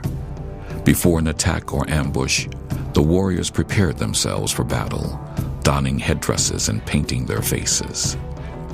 Their individualized attack strategy, a strategy that embodied the warrior ethos, worked well against fellow Indian nations, but failed them in their later conflicts with the United States military. While a war party approached the camp as a unit, once a battle commenced, any thought of cooperation flew away, and every warrior fought for individual honors. On these raids, a warrior would have a full complement of weapons.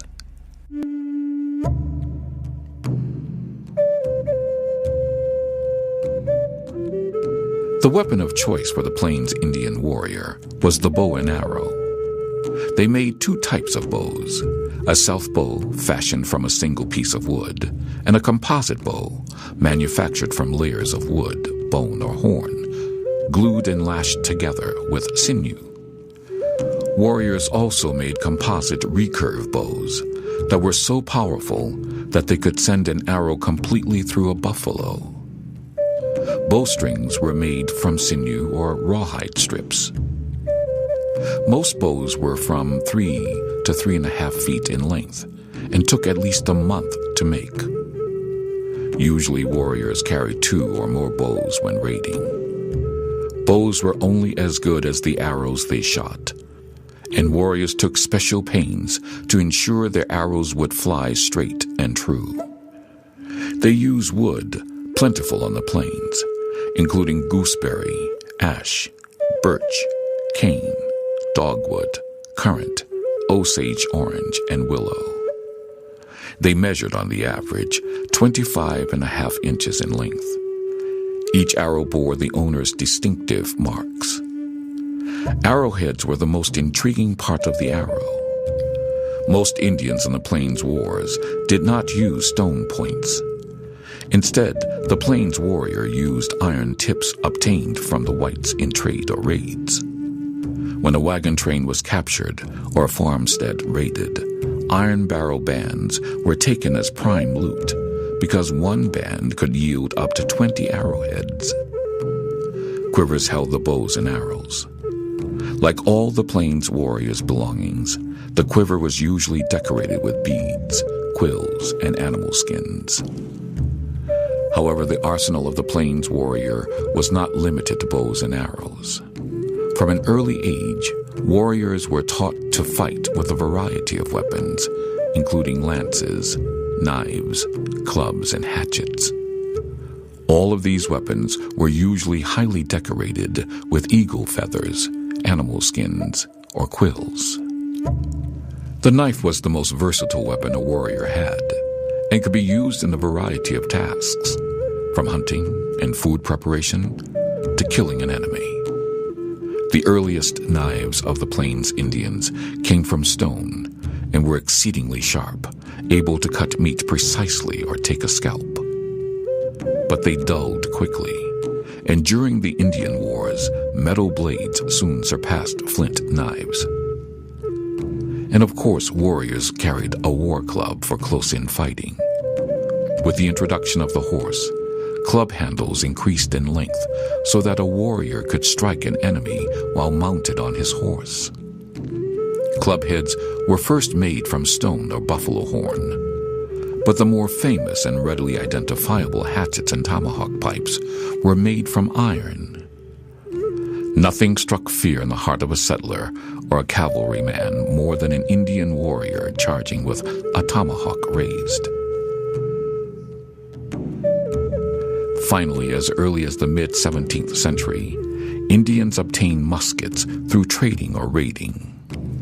By the time the Plains Indian culture arose, rifles were part of every trading company's stock, and just prior to the Indian Wars, every Indian nation possessed firearms.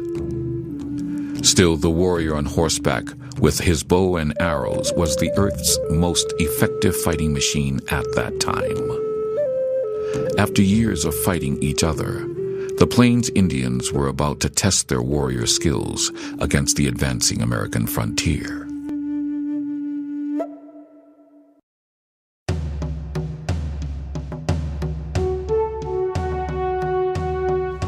By 1850, the Plains Indian nations had settled into relatively stable territories.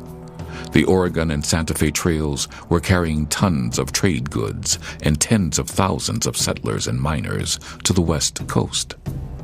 The U.S. government's dragoons and mounted riflemen were building a series of forts along these travel routes. At that time, raids by the nomadic tribes on settlers moving west were few. Then in 1854, all hell broke loose when Lieutenant John Grattan and a patrol of 29 men from Fort Laramie went to a Lakota Sioux village to arrest a warrior accused of stealing a cow. The soldiers unexpectedly opened fire. The Sioux retaliated, massacring every member of Grattan's patrol. In an instant, the carefully crafted peace of the 1851 Laramie Treaty was shattered, and the Plains were engulfed in war. The Sioux were the largest of the Indian nations extended across the plains.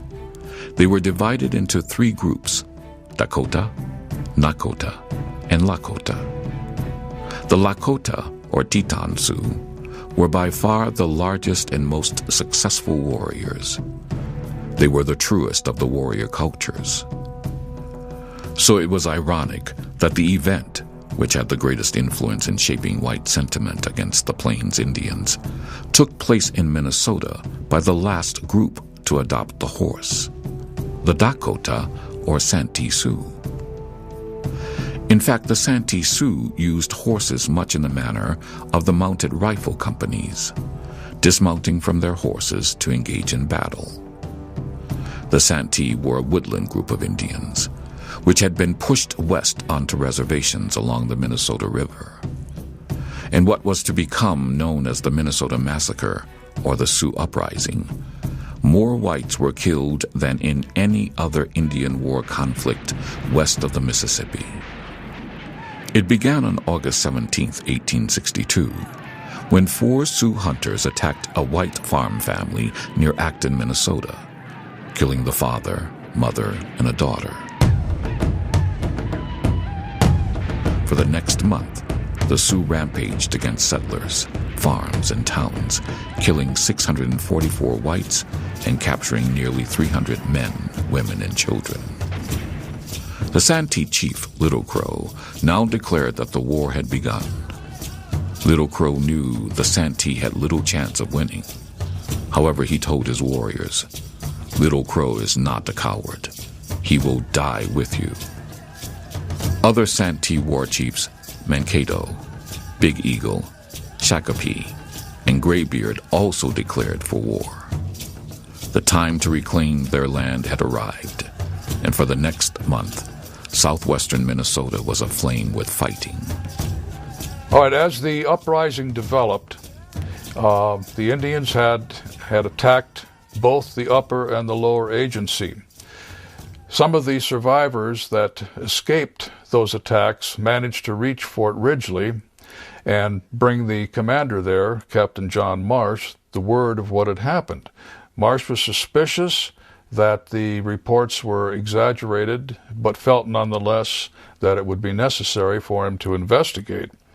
So he marched from Fort Ridgely with a force of 46 men and 1 interpreter. When he reached the Redwood Ferry across from the lower agency, his force was attacked by Indians concealed in the brush along both sides of the river. In the fight that followed, approximately half of Marsh's command were killed, including Marsh himself, who drowned in the river. The remainder of his force managed to return to Fort Ridgely.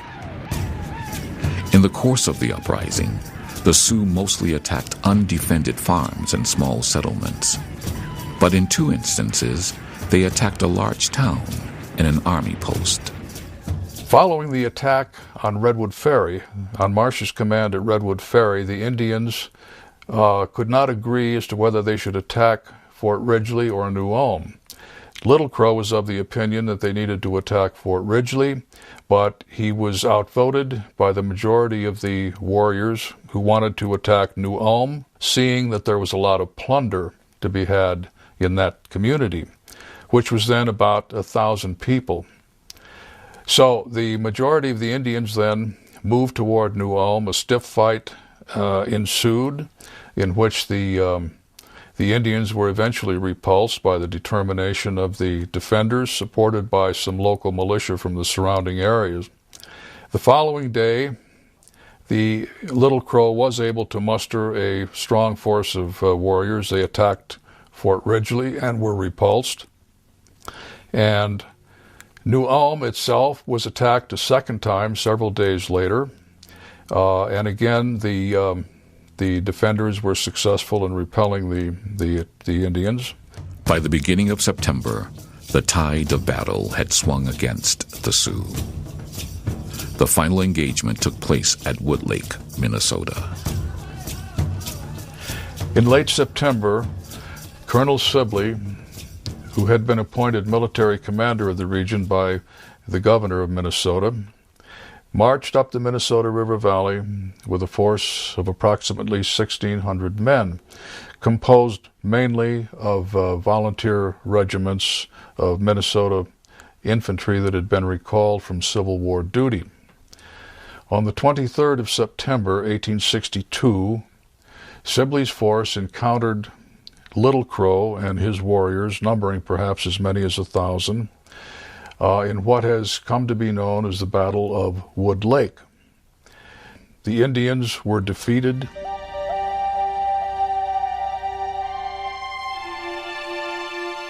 After the defeat, Little Crow released his 269 women and children captives. Of the 2,000 warriors who surrendered, 393 were tried, and 303 condemned to death by hanging. However, President Lincoln investigated the trials and the causes of the uprising and approved death sentences for only 39 of the 303 convicted Indians. One was later reprieved. These remaining 38 warriors were hung at Mankato, Minnesota on December 26, 1862. The uprising galvanized action throughout not just Minnesota, but throughout the region.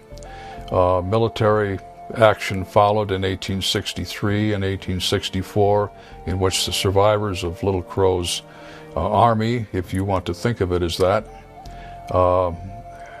Colonel Sibley and General Alfred Sully conducted campaigns pursuing the Indians out into Dakota Territory.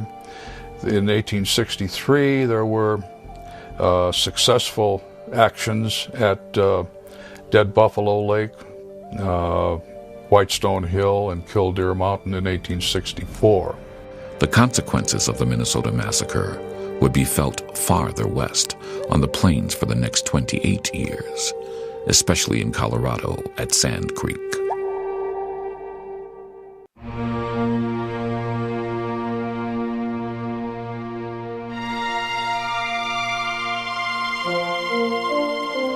Sometime around 1740, the Cheyenne Nation migrated onto the plains along the Missouri River in South Dakota.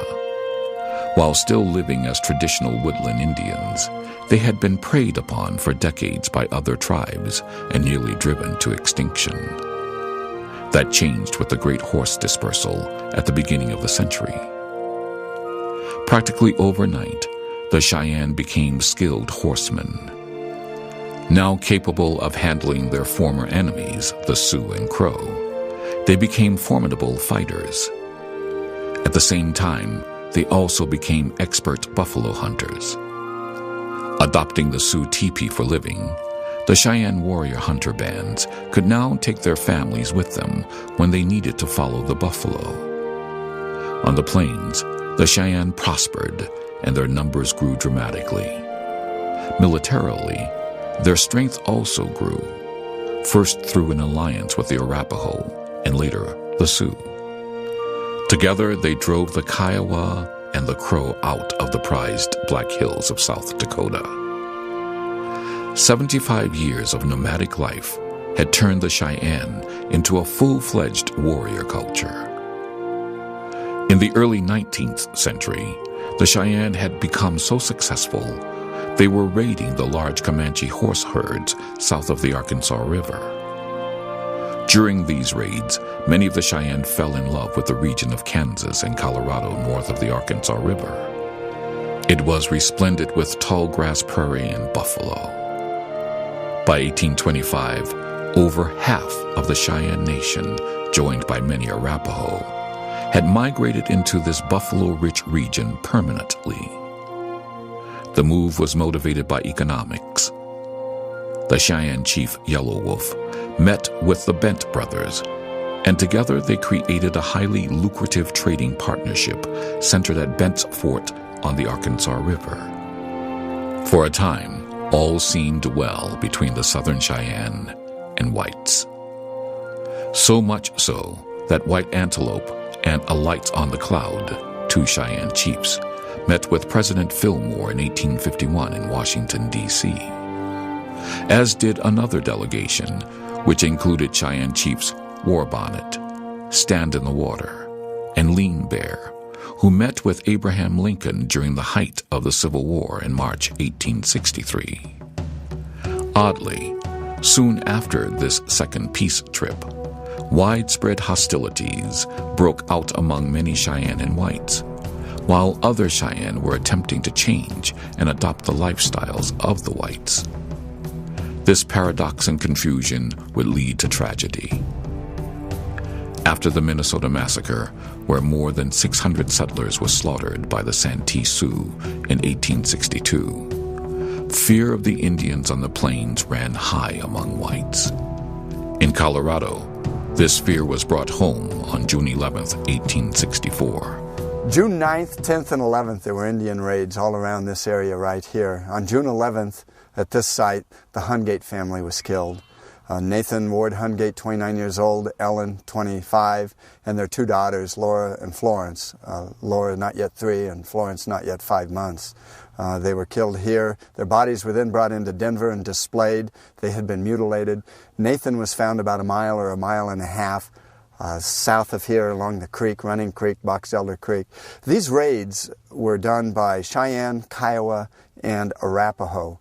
Later, Arapaho were identified as the perpetrators of this killing, but it was always identified as a small number, maybe 4. But the evidence of the fire at the house in modern archaeology and the weapons found, there's evidence of 8 weapons that were used in a long siege here as they were burned out, shows that it had to be a large party, at least 20, maybe 60. And that they took the time to kill this family. Why did they do that? Probably because Nathan shot one of the Indians who was stealing stock, as there had been stock stolen all around this area on June 9th and 10th. And all of the reports of these Indians is that they were Arapaho, Kiowa, and Cheyenne. They were all armed, and there was no violence at all. The only violence was here. Violence occurs later in August on the Overland Trail, not far from Colorado and Nebraska. And 53 settlers are killed there, and that, along with the murder of the Hungate family, is what fueled the military expedition and the 3rd Volunteer Colorado Cavalry and Colonel John Chivington to attack Chief Black Kettle Cheyenne Village at Sand Creek on November 29, 1864.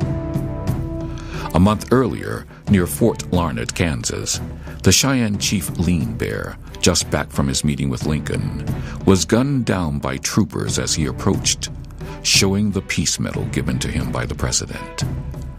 Using this attack as an excuse, the Cheyenne dog soldiers made settlers in Kansas and eastern Colorado pay a heavy price. Indeed, this attack added fuel to the raids the Cheyenne had already begun at the same time. In June 1864, Colorado Territorial Governor John Evans issued a proclamation directing friendly Indians to appear at the various U.S. government forts. 2 months later, the great Cheyenne chief Black Kettle requested a meeting with the commander of Fort Lyon, Major Edward Wynkoop. Wine Coop was highly impressed with Black Kettle. He later wrote, "The chief sat, dignified, immovable, with a slight smile on his face. A bond of mutual trust was formed between the two men. As a result, Black Kettle, White Antelope, and Bull Bear, one of the leaders of the Dog Soldiers, traveled to Denver to meet with Governor Evans and Colonel John M. Shivington for a council held at Camp Weld. Shivington, a former minister, was the military commander in Colorado Territory and nominal head of the 3rd Colorado Regiment, formed exclusively to hunt down Indians. At the meeting, Black Kettle said, "All we ask is that we may have peace with the whites. You are our father. We've been traveling through a cloud. The sky has been dark ever since the war began." In return, Evans accused the Cheyenne of initiating hostilities and said, "The time when you can make war best is in the summertime. When I can make war best is in the winter. You, so far, have had the advantage. My time is just coming." At the end of the conference, Shivington stated, "My rule of fighting white men or Indians is to fight them until they lay down their arms and submit to military authority. They're a nearer Major Wine Coop than anyone else, and they can go to him when they get ready to do that." Ironically, both sides wanted peace, and yet the conference ended without any firm commitment to peace from either side. Indian historian D. Brown wrote that Black Kettle took Shivington's remarks to mean that Black Kettle's people would be safe if he brought them to Fort Lyon on the Arkansas River. However, other historians dispute this claim, pointing out that when the Indians went back to Fort Lyon, they stopped at the cattle ranch owned by John Prowers and told him they could not make any treaty of peace with them, meaning Evans and Shivington. On November 9, 1864, Black Kettle and the Cheyenne began arriving at Fort Lyon. By this time, Wine Coop had been relieved of his command for being too soft on Indians, such as giving them food and supplies against orders. The new commander, Major Scott Anthony, directed Black Kettle and his band to camp 40 miles to the northeast on the Big Sandy, also known as Sand Creek. Meanwhile, Shivington had other plans. Colonel Shivington, who had been at the Camp Weld Council in Denver in September '64, learned at that meeting that the Indians that he had been hunting for and hoping to kill for several years were probably camped at the Fort Lyon area or on the Big Sandy Creek nearby. In mid-November, he left Denver with his troops, headed downriver down the Arkansas to Fort Lyon, which he reached on the night of November 28th. On November 28th, now in command of 700 troops armed with short-barreled carbines and pistols, and with 4 12-pound mountain howitzers, Shivington ordered his cavalry to march to Black Kettle's encampment. There were probably 115, 120 teepees here, with maybe 500 men, women, and children. Shivington approached from the south, approached the village. Some of the Indians actually went out to meet him. As a matter of fact, some of the first casualties of the fight here were 2 Colorado troopers who were shot down off of their horses. There was no mass charge through this village. Shivington had dismounted his men, and they actually walked through the village, allowing the Indians to escape up creek and a little bit more to the northwest up the creek. The soldiers walked through the village. When they got to the far end, they saw the Indians fleeing, and it was at that time that many of the officers lost control of their men. And the men, almost on an individual basis, started going after the fleeing Indians. They chased them up creek for several miles. As they ran, the Indians dug in at points all along the creek bed, dug themselves homemade rifle pits to make little defensive positions. The soldiers chased them throughout the rest of the day on the 29th. The battle lasted from dawn up until about 3 o'clock in the afternoon. So it was quite a long, drawn-out affair. There were there were quite a few casualties, more than we would think of. The soldiers took 76 casualties. That was about 25 killed and 51 wounded, which may not sound like a lot, but in the context of the Indian Wars, that was a heck of a fight. That was put Sand Creek up at the top of all the fights in the Indian Wars as per casualties. As for the Indians, that was pretty devastating to them also. They lost probably upwards of 150 killed. The things that distinguished Sand Creek here was afterwards, after the battle, the atrocities.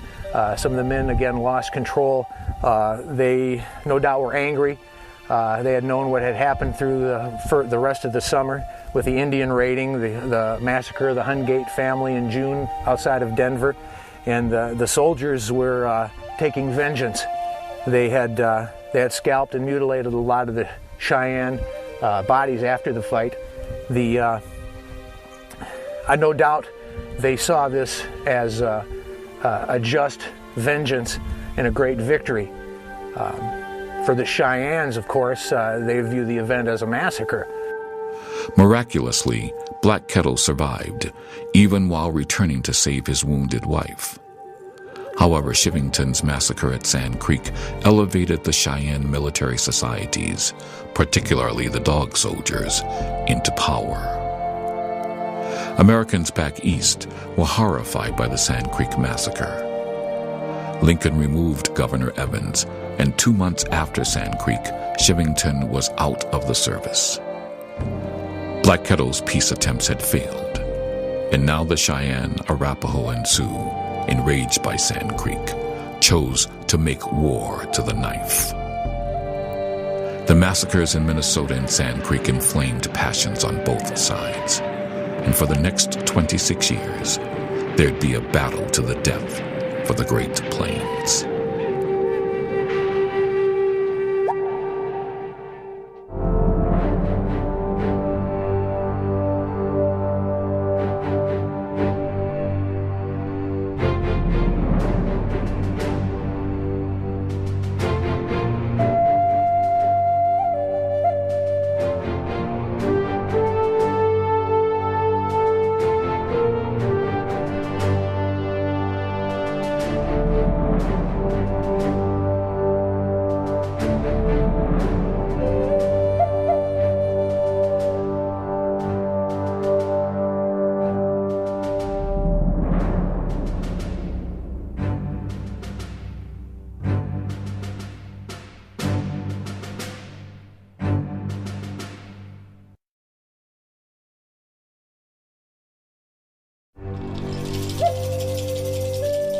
It was the longest war in U.S. history, spanning an era that saw the Alamo, the Mexican-American War, and the Civil War come and go.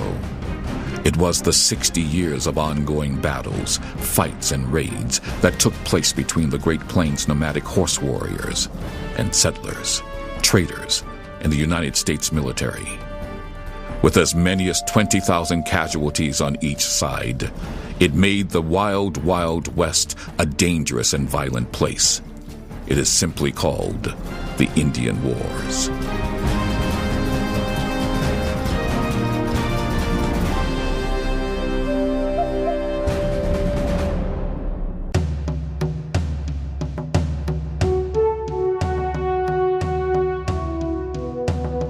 By the middle of the 19th century, the stage was set for the longest war in U.S. history.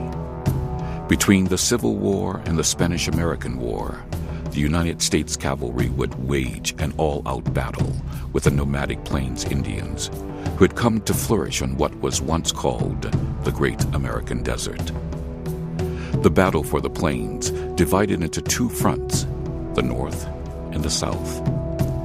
In the North were the Sioux, the Cheyenne, and the Arapaho. They occupied an area that extended north from the Arkansas River to the Canadian border. The first chapter in this battle began in 1845 when Colonel Stephen Kearny took 250 men in 5 companies of the 1st Dragoons across the plains, showing the flag, hoping to demonstrate the United States military might and superiority. In 1851, The Laramie Peace Treaty between the northern tribes and the U.S. government established peace over the region. Immigrants and traders now traveled freely across the plains on the Oregon Trail. But peace was short-lived. In 1854, the Grattan Fight near Fort Laramie set off a war between the U.S. and Plains Indians that would last until 1890. Passions ran high on all sides. The massacre of white settlers by the Sioux in Minnesota and the massacre of Cheyenne women and children at Sand Creek, Colorado, inflamed whites and Indians alike and forced a long war that would determine once and for all who would control America's Great Plains. After the Civil War, the U.S. War Department revitalized the military on the plains by creating an additional 4 cavalry regiments for a total of 10, placing them under the command of the Union generals who had destroyed the South and won the Civil War. Men like William Tecumseh Sherman, who burned Atlanta and cut the Confederacy in half. Philip Sheridan, who destroyed the South's breadbasket, the Shenandoah Valley. And the reckless and daring cavalry leader, Lieutenant Colonel George Armstrong Custer. These military leaders eventually brought a war of total annihilation to the Plains Indians. As of March 1871, the Indian tribes were no longer viewed as nations open to negotiation, but the subjects of United States law. Many of the northern Indian bands didn't agree and were willing to engage in guerrilla warfare against what they considered to be their oppressors. Their leaders were the great chiefs of the northern plains.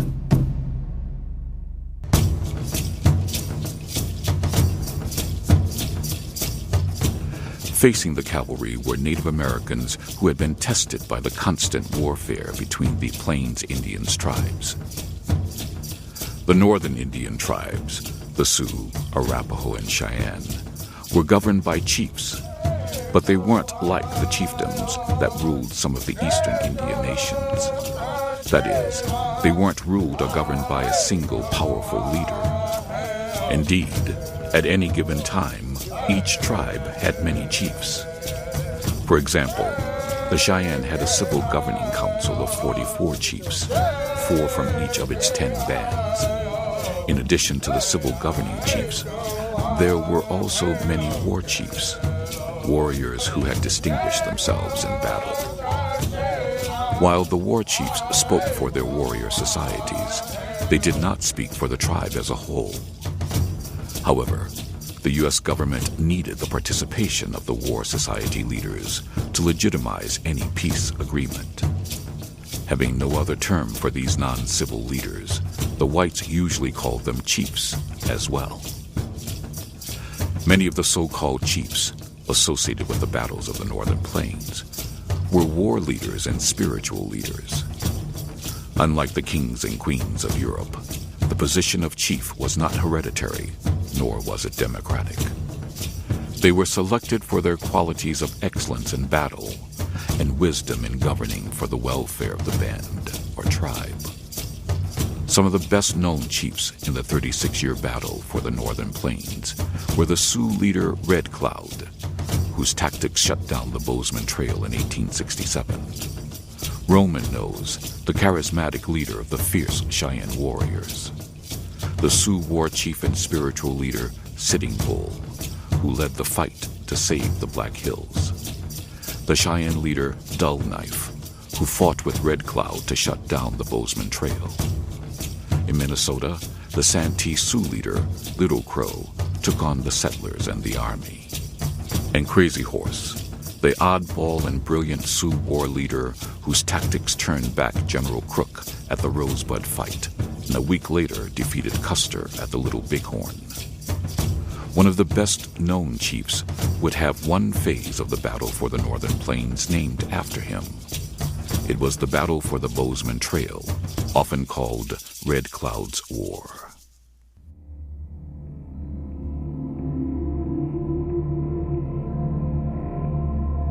Curiously, the battle for the Northern Plains started at its southernmost reaches, at a lonely place along a minor tributary of the Arkansas River. At a bend on the Big Sandy on November 29, 1864, over 100 Cheyenne, mostly women and children, were massacred by a United States military force commanded by Indian-hating Colonel John Shivington. Led by Black Kettle, these Indians were moving towards accommodation with Washington's desire to place all nomadic Indians on reservations, where they would learn a sedentary lifestyle. Once the word of the Sand Creek Massacre spread, many bands of Cheyenne and Arapaho were horrified and enraged. Not only were they angry with Black Kettle's course of action, but they also sought revenge. In the dead of winter, a great war council convened at Cherry Creek, Kansas. Smoking the war pipe were Southern Cheyenne and Arapaho and many Sioux bands. It was the start of what would be called the Winter Offensive of 1865. One of the most successful Indian campaigns ever occurred in February of 1865, shortly after the Sand Creek Massacre in November 1864. There were thousands of Indians that gathered in northeastern Colorado and western Kansas. They voted almost unanimously to go to war against the whites. There were Lakotas, there were Cheyenne, there were Arapaho. They moved in early January against the line of forts and stations along the South Platte River. The first place they hit was at Julesburg, and which was up in northeastern Colorado, right near Fort Rankin. They swept into Julesburg and started burning the buildings. The nearby settlers and soldiers all fled into the Fort Rankin. The Indians had a little trick, though. They tried to decoy the soldiers out, and they almost succeeded. They did get some of the soldiers out of the fort. The soldiers chased them into the bluffs a bit, but an over-anxious warrior shot off his rifle a little too soon and alerted the soldiers to the trap. They ran back to the fort. There were about 14 or so killed, but the majority got back safely into the fort, and after that point they didn't come out anymore.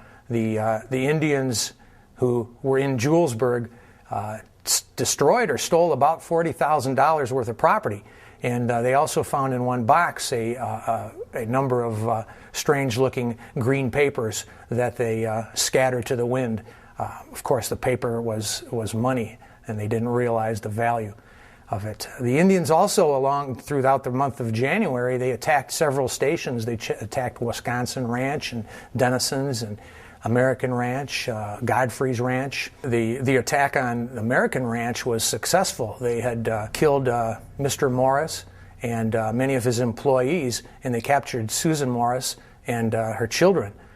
They tried to attack Godfrey's Ranch also, and Godfrey put up a little better defense. He and his wife, children, and employees held out behind their adobe walls and actually killed about 17 attacking Cheyenne and Lakota. The successful defense there earned Godfrey the name of Old Wicked, and his ranch there, the Indians later called Fort Wicked. The Indians were back, though, in early February. They had never left the area. They had been blocking off the supplies, the mails. Colorado was isolated. Nobody could get through. And in early February, they were still around. They attacked Julesburg again, burned down and destroyed the little bit that the people had built back in the month intervening between the two fights. They surrounded Fort Rankin again, and this time the soldiers didn't come out. They stayed put. The Indians had their say, and after about a month and a half of hanging around the South Platte Valley and doing what they wanted, the Indians finally moved off north and ended up in what is today Wyoming. If John Shivington had any satisfaction out of all this, if he wanted to drive the Indians out of Colorado Territory, well, he actually finally did so, but they left on their own accord, and they left taking their own sweet time about it. The Cheyenne headed north with their allies, reaching the Powder River in northwestern Wyoming by spring. The nearly 1,000 warriors and their families were never seriously threatened by the army. However, It was only a matter of time before Washington responded to the Indian raids along the South Platte. Washington's response came that summer. Brigadier General Patrick E. Connor was in charge of a campaign that would push deep into Sioux territory. However, the campaign was largely a failure.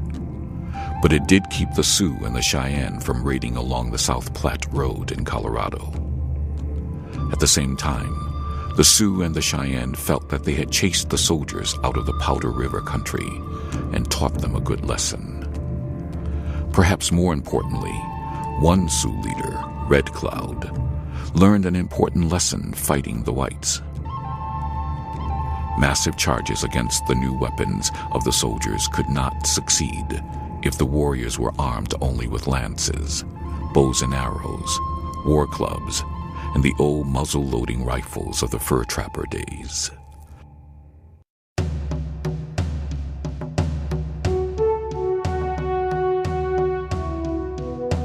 Not far from this reconstructed Fort Phil Kearny in northern Wyoming, the U.S. military experienced its worst defeat in the Indian War to date. It was reconstructed because Indians under the leadership of Red Cloud and Ogallala Sioux burned down the original after its abandonment, along with other forts on the Bozeman Trail. The disaster occurred here at the site of this monument. In December of 1866, snow was on the Bighorns. It was a gloomy day, and woodcutters were gathering the necessary fuel for the fort's operations. Suddenly, the woodcutters came under attack by a small Sioux raiding party. When word of the attack reached the fort, its commander, Colonel Henry B. Carrington, sent Captain William J. Fetterman to protect the woodcutters and the wagons. Carrington ordered Fetterman not to pursue the raiding party, as this was a common ambush tactic used by the Indians. However, Fetterman ignored his orders and chased after the raiding party. He chased the party over this ridge into a trap. On what would become known as Massacre Hill, upwards of 1,000 Sioux and Cheyenne warriors rose up from hiding and attacked the patrol. Fetterman's command of 81 men was completely wiped out. Fetterman and another captain, Frederick H. Brown, reportedly shot each other simultaneously in the head at the end of the battle. The Indians had lost 63 warriors with nearly 100 wounded. Ironically, 2 civilians using repeating Henry rifles killed and wounded most of these Indians. The leader of the ambush was a Minneconjou Sioux, Chief High Backbone. The battle also launched the military career of the famous Sioux warrior Crazy Horse. When the battle was over, as Chivington's men had done to the dead Cheyenne at Sand Creek, the Sioux mutilated Fetterman and his men, scalping, hacking off limbs, and disemboweling the dead soldiers. A tough winter followed for the troops at Fort Phil Kearny, Fort C.F. Smith, Fort Reno, and Fort Laramie. The Indians, expecting the usual retaliation, dispersed. But when none materialized, they resumed raiding forts along the Bozeman Trail. Then on August 2nd, 1867, the wagon box fight took place. This battle contained a tactical lesson for Red Cloud's army. They removed the wagon boxes from the running gear, or the chassis if you prefer, of the wagons, and arranged these in an oval into which they herded the livestock at night to protect them from Indian depredations. On the morning of August 2nd, 1867, probably about 7 to 8 o'clock, the defenders at the wagon box corral and the woodcutters and their escorts in the various cutting areas around the corral, probably anywhere from a half a mile to a mile distant, were attacked by a large body of mainly Sioux warriors. In the fight that ensued for the next several hours, the defenders positioned inside the wagon box corral were able to very successfully repel 3 or possibly even 4 assaults by the Indian warriors.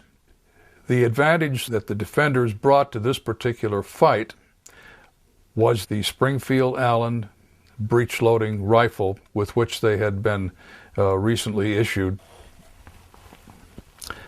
What the Springfield Allen breech loader, the advantage of that is that the top of the breech is opened and a cartridge is inserted into the chamber. The breech closed, the weapon is cocked, and then fired. As opposed to the muzzle loading weapon, where the bullet and the powder have to be inserted into the barrel of the weapon, rammed home, and then the weapon is cocked and fired. So the breech loading weapon meant that the defenders were able to put out a heavier volume of firepower than they would ordinarily have been able to do. And the Indians found this disconcerting and were unable to overcome it.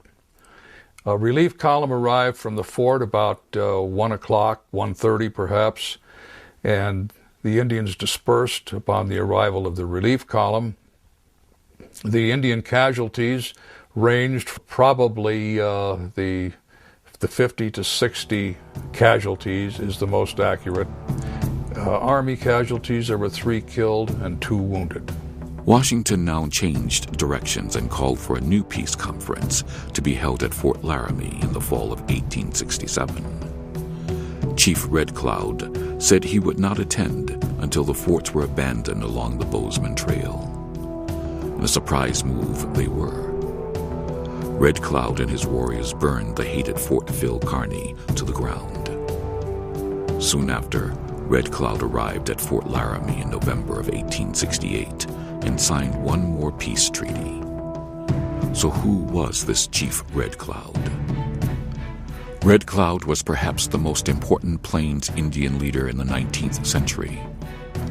As a warrior chief, his tactics copied the Army's best strategies. He used decoys to draw cavalry patrols into ambushes. And like the cavalry, he established a supply depot so that his followers had a constant source of food, arms, and ammunition. And during attacks, his warriors worked together instead of pursuing individual honors. What was remarkable about Red Cloud was that in his 50s, after using war to obtain autonomy for his people, he wisely switched to politics as the only hope for Sioux freedom, even as others such as Sitting Bull and Crazy Horse were fighting the battle for the Black Hills. Using his prestige in the 1880s on the Pine Ridge Indian Reservation, he worked to obtain precious food and supplies for his people. Opposing the ghost dance movement, he understood that it would bring the army to the reservation, which resulted in the massacre at Wounded Knee. Red Cloud died in 1909, still fighting for the dignity and self-reliance of the Lakota.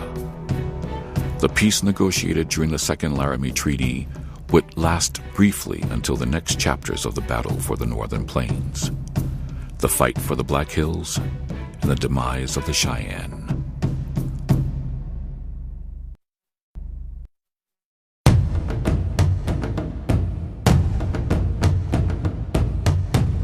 While the Sioux leader Red Cloud chased the soldiers out of the Powder River area, another tribe, a tribe as old and fearsome as the Sioux, was entering its twilight on the plains. By the end of 1869, the proud and daring Cheyenne were in decline. After the 1865 winter offensive along the South Platte, many of the Cheyenne were homesick for their ancestral buffalo hunting grounds in eastern Colorado and western Kansas, lands that were in demand for settlement. In the spring of 1867, the Cheyenne leaders Tall Bull, White Horse, Graybeard, and Bull Bear, along with Roman Nose, were summoned to a meeting at Fort Larned, Kansas, by General Winfield Scott Hancock. Hancock warned them against war and told them that they must relocate. Uneasy with his terms, the Cheyenne returned to their camp. A week later, with 1,400 troops, including Custer's 7th Cavalry, Hancock advanced upon the Cheyenne village, wanting to speak with their war chiefs, especially Roman Nose. But frightened by so many soldiers, the warriors and their families fled. During their flight, some of the Cheyenne raided stagecoach stations, ranches, and railroad camps, bringing travel across western Kansas and eastern Colorado to a standstill. As a result, Hancock burned the lodges, equipment, and food the Indians had abandoned. In August 1867, Hancock was assigned to the military district of New Orleans, and Washington ordered General William Tecumseh Sherman to seek peace. In the fall of 1867, the Kiowa, Comanche, Arapaho, Kiowa Apache, and Cheyenne gathered 60 miles south of Fort Larned at Medicine Lodge Creek. At first, Roman Nose refused to attend the meeting. However, the whites knew that a peace treaty without Roman Nose's signature was worthless. No Cheyenne warrior exhibited more physical perfection or personal power. His 6'4" presence and reputation of being impervious to bullets on the battlefield emboldened all his Indian warriors, pushing them into frenzied attacks. By 1867, his stature as a warrior was so great that he commanded the allegiance of several hundred Cheyenne warriors from all the Cheyenne societies. Finally, Roman Nose showed up at the Medicine Lodge conference site in October. When the moment of signing came, Roman Nose could not sign, nor accept reservation life. Nearly 400 warriors headed north, having cast their lots with the Cheyenne's most famous warrior, Roman Nose, who would not surrender. He was determined to live or die in the Cheyenne's ancestral lands. During the spring and summer of 1868, Roman Nose led his men in raids against the whites. Eventually, Cheyenne chiefs Tall Bull and White Horse and their followers joined him. To find these raiders, the Army created a special company of 50 rough frontiersmen known as Forsyth's Scouts. On September 17th, the Scouts trailed the Indians to the Arickaree Fork of the Republican River. At this place called Beecher Island, a great battle took place. The fight was a result of Indian raids that had been taking place in north central Kansas throughout the summer of 1868, and a civilian force under Major Sandy Forsyth was organized and decided to trail the Indians. They went through western Kansas for a few weeks until they came on a big trail, which led them here to the Arickaree Fork of the Republican, and here they found about bit off a little bit more than they could chew. The scouts were on the north side of the creek when that morning of the 17th they discovered a few Indians trying to steal their horses. The few Indians turned out to be about 500, and Major Forsyth told the scouts, let's get ourselves across the river and onto this little sandy island that was in the middle of the Arickaree down in that area. They dug themselves into the sand, killed some of their horses, and very soon the Indians accommodated them by charging down on them. The Indians would have come out from up creek a little farther in this area here. There was a canyon behind where they massed some of their charges, and that first day there were 3 or 4 major charges. They were some of them led by Pawnee Killer, led some of the Lakotas. Tall Bull was here of the Cheyenne Dog Soldiers, Bull Bear. They made several charges down the Arickaree against the dug-in scouts on what would become known as Beecher Island. That was for Lieutenant Frederick Beecher, who was killed here. Throughout the day, about the only things that was saving the scouts was their Spencer repeating rifles. finally, at the end of the day, Roman Nose showed up, who was one of the famous warriors, leaders of the Elkhorn Scraper Society. And they said, Roman Nose, where have you been? Well, Roman Nose has, throughout this day, knew of the fighting, but his medicine was broken. Roman Nose had the day before eaten in a Sioux camp, and he had been given fried bread with a wooden, or rather an iron utensil, which he couldn't do. He was only supposed to eat with wood, and he knew that was going to break his medicine. Nevertheless, at the end of the day, Roman Nose decided he's going to have to fight, even though he knew he would be killed. Roman Nose gathered up one of the final charges of the day. Probably 50 yards or so short of the island, the Spencers rang out again. Roman Nose went down, hit several times. The scouts had survived the day. The warriors had found Roman Nose and taken him back to give him proper burial. With Roman Nose dead, most of the Cheyenne now headed south to be with Black Kettle. But within a year, a few dog soldiers under the leadership of Tall Bull came north again. In the spring of 1869, they ravaged the Saline and Solomon Valleys in north-central Kansas, murdering settlers and capturing women and children. This time, the Army pursued them relentlessly, attacking the Cheyenne wherever they could catch them and forcing them to stay constantly on the run. On July 11, 1869, Major Eugene Carr and 250 soldiers caught up with the elusive Cheyenne here at Summit Springs, south of Sterling, Colorado.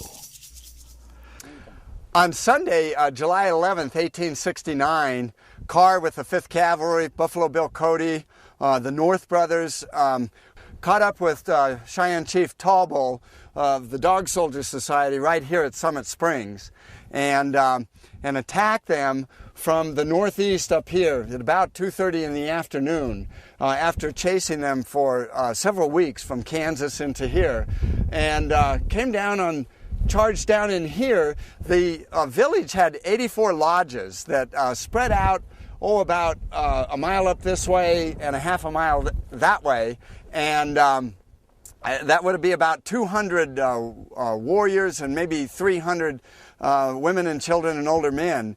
And so most of those were able to escape down in this direction to the south and southwest, and got away. There was a sharp fight up here right at the beginning, but most of the warriors that were the victims of the Summit Springs fight ended up right over here in the ravines right here, where there would be a sharp fight, and where Tall Bull eventually is killed along with about 25 warriors. Now Tall Bull's own teepee was about where we're standing right here. It was in front of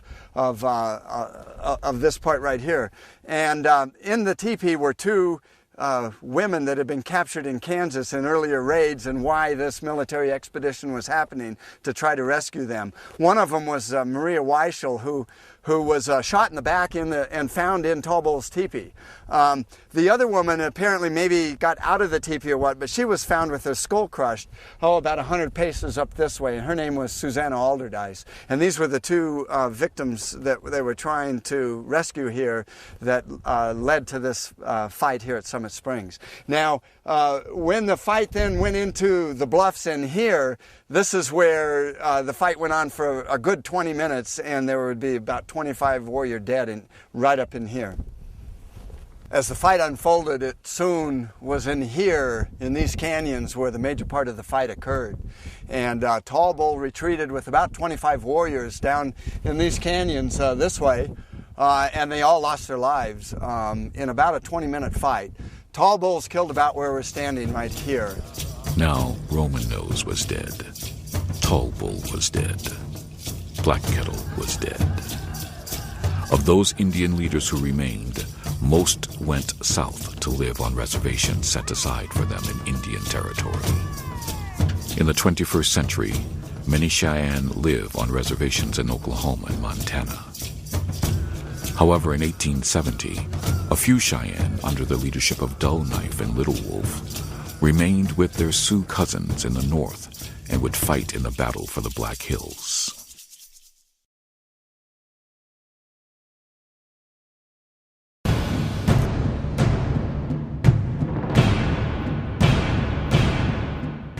At this popular tourist attraction here in south-central Montana, in what is now known as the Battle of the Little Bighorn, or Custer's Last Stand, 3 famous and heroic figures of the Indian Wars came together: Crazy Horse, Sitting Bull, and Lieutenant Colonel George Armstrong Custer.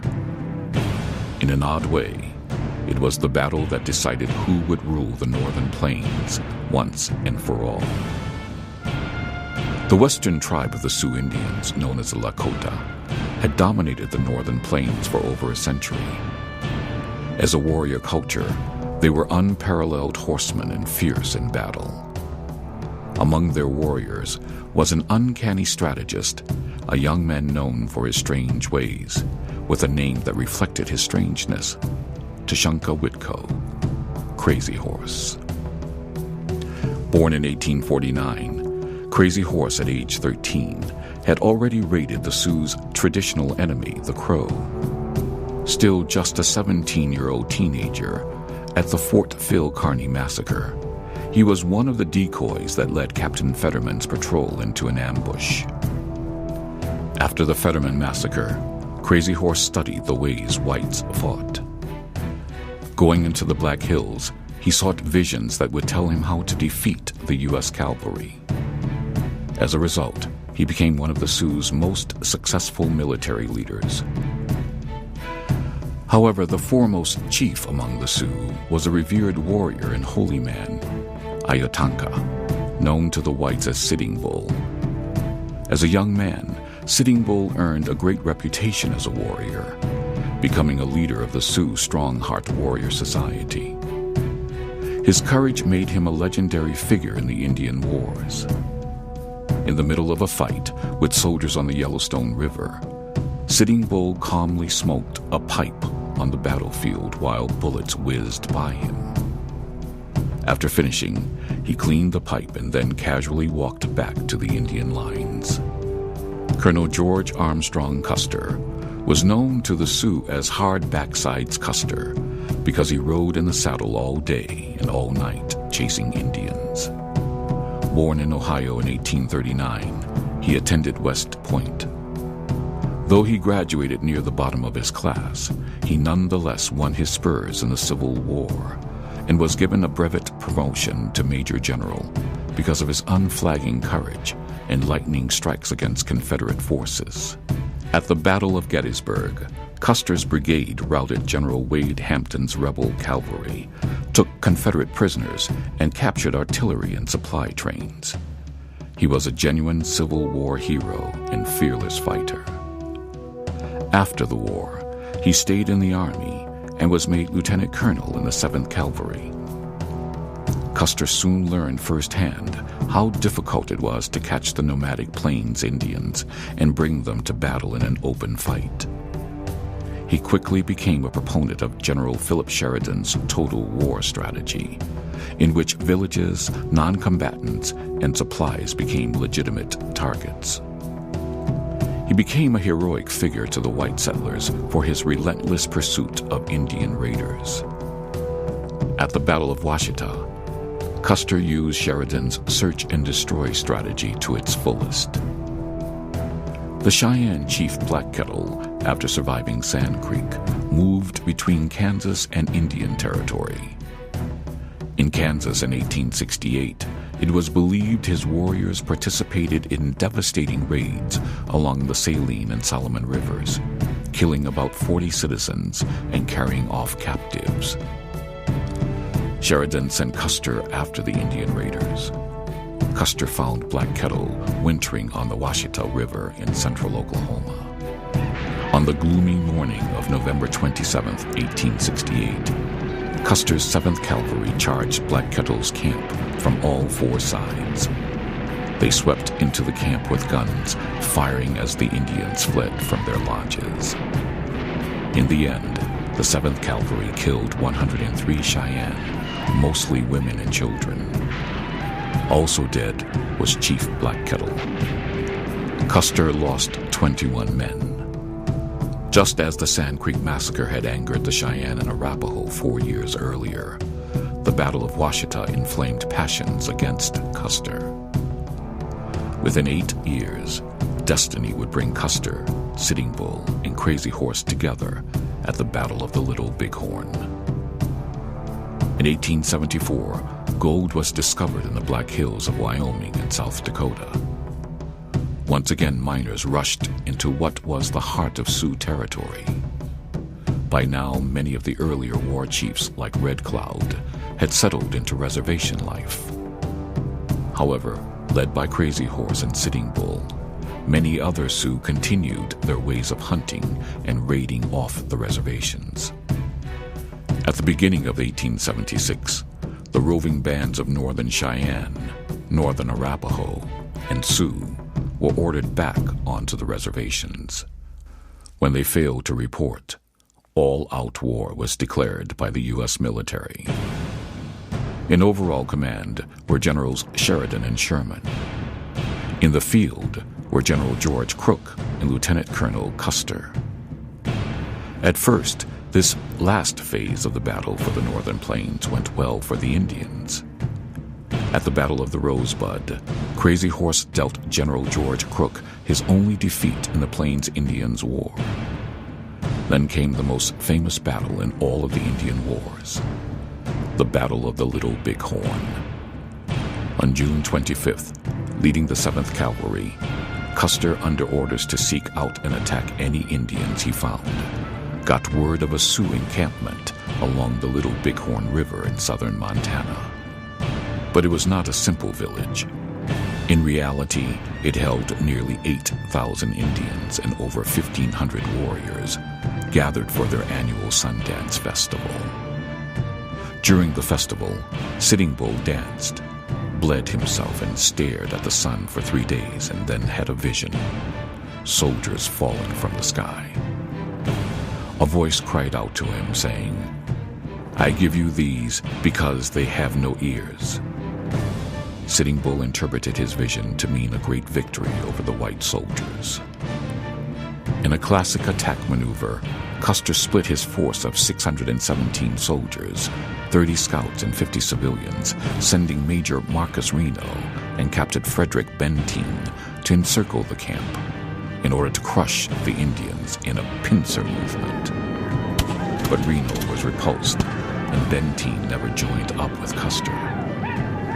The daring lieutenant colonel was left alone as he charged the village. Without any support, Custer broke off his attack and raced for a nearby hill.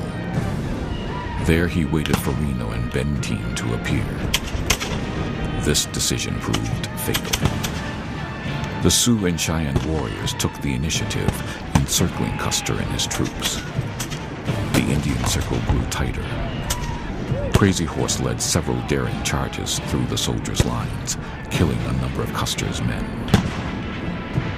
As the battle wore on, Custer's hopes of reinforcement faded. Finally, at what was to be called Last Stand Hill, Custer and all his men were killed as the Indians refused to accept surrender.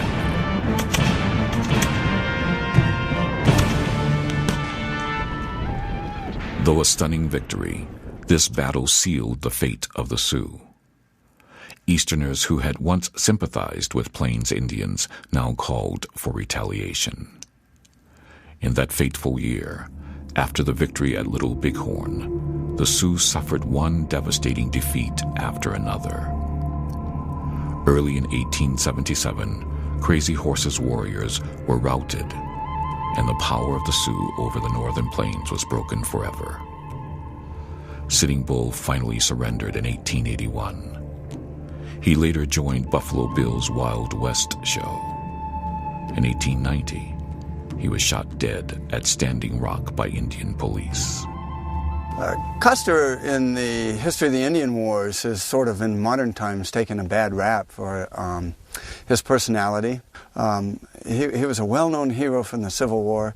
His exploits were well-known there. When the 7th Cavalry was formed and he took that over as a lieutenant colonel after being a major general in the Civil War, they decided to make the 7th Cavalry the elite cavalry, and that was his charge. Even though he was second in command of the 7th Cavalry, the acting commander was never in field command. Custer was always in field command.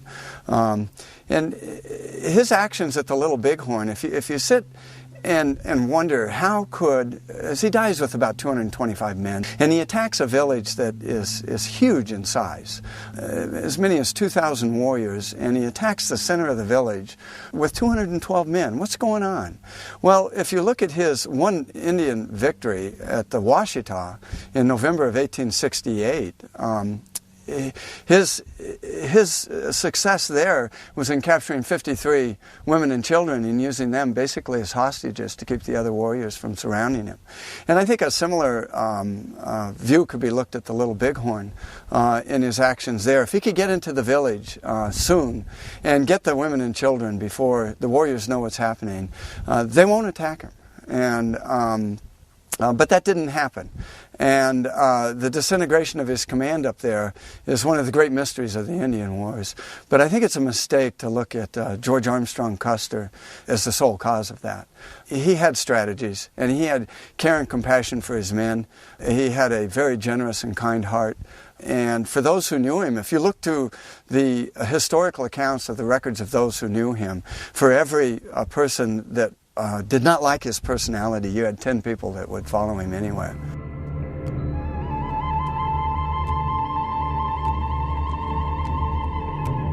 Near this monument in southwestern South Dakota, the last battle of the Indian Wars took place. 14 days earlier, the last great Sioux warrior chief, Sitting Bull, was shot while being arrested by his own people. Warriors whose deeds had become legends, Roman Nose, Crazy Horse, and Little Crow, were gone. The nomadic way of life had vanished like the buffalo, swept aside by the winds of change. And on that day, December 29th, 1890, a massacre would mark the end of the battle for the Northern Plains, just as another massacre, the Grattan Massacre, had started it 36 years earlier. The place of this monument is called Wounded Knee. The rush toward the final reckoning began when the Paiute Indian Messiah, Wovaka, created a dance which he said would bring back the buffalo and the Indian dead to repopulate the plains and sweep the white man from the face of the earth. Called the Ghost Dance by the Indians, it stirred fear in the hearts of ranchers, farmers, and townspeople across the West. Stories of the indiscriminate Indian retaliation were fresh in their memories. On the Pine Ridge Reservation in South Dakota, the Ghost Dance had brought the Indians out into the December snows. Every night, they danced until they were exhausted, and it made troopers from the 7th and 9th Cavalry and the 8th Infantry uneasy. The Pine Ridge Indian agent, James McLaughlin, wired the federal government, urgently demanding protection. Indians are dancing in the snow. They are wild and crazy. We need protection, and we need it now. On December 28th, the Sioux chief Bigfoot, sick with pneumonia, was returning to Pine Ridge with 350 followers after participating in a ghost dance. Units from the 7th Cavalry, Lieutenant Colonel Custer's old regiment, intercepted them and escorted the men, women, and children to the encampment at Wounded Knee, where an army doctor cared for Bigfoot and the Indians bought supplies.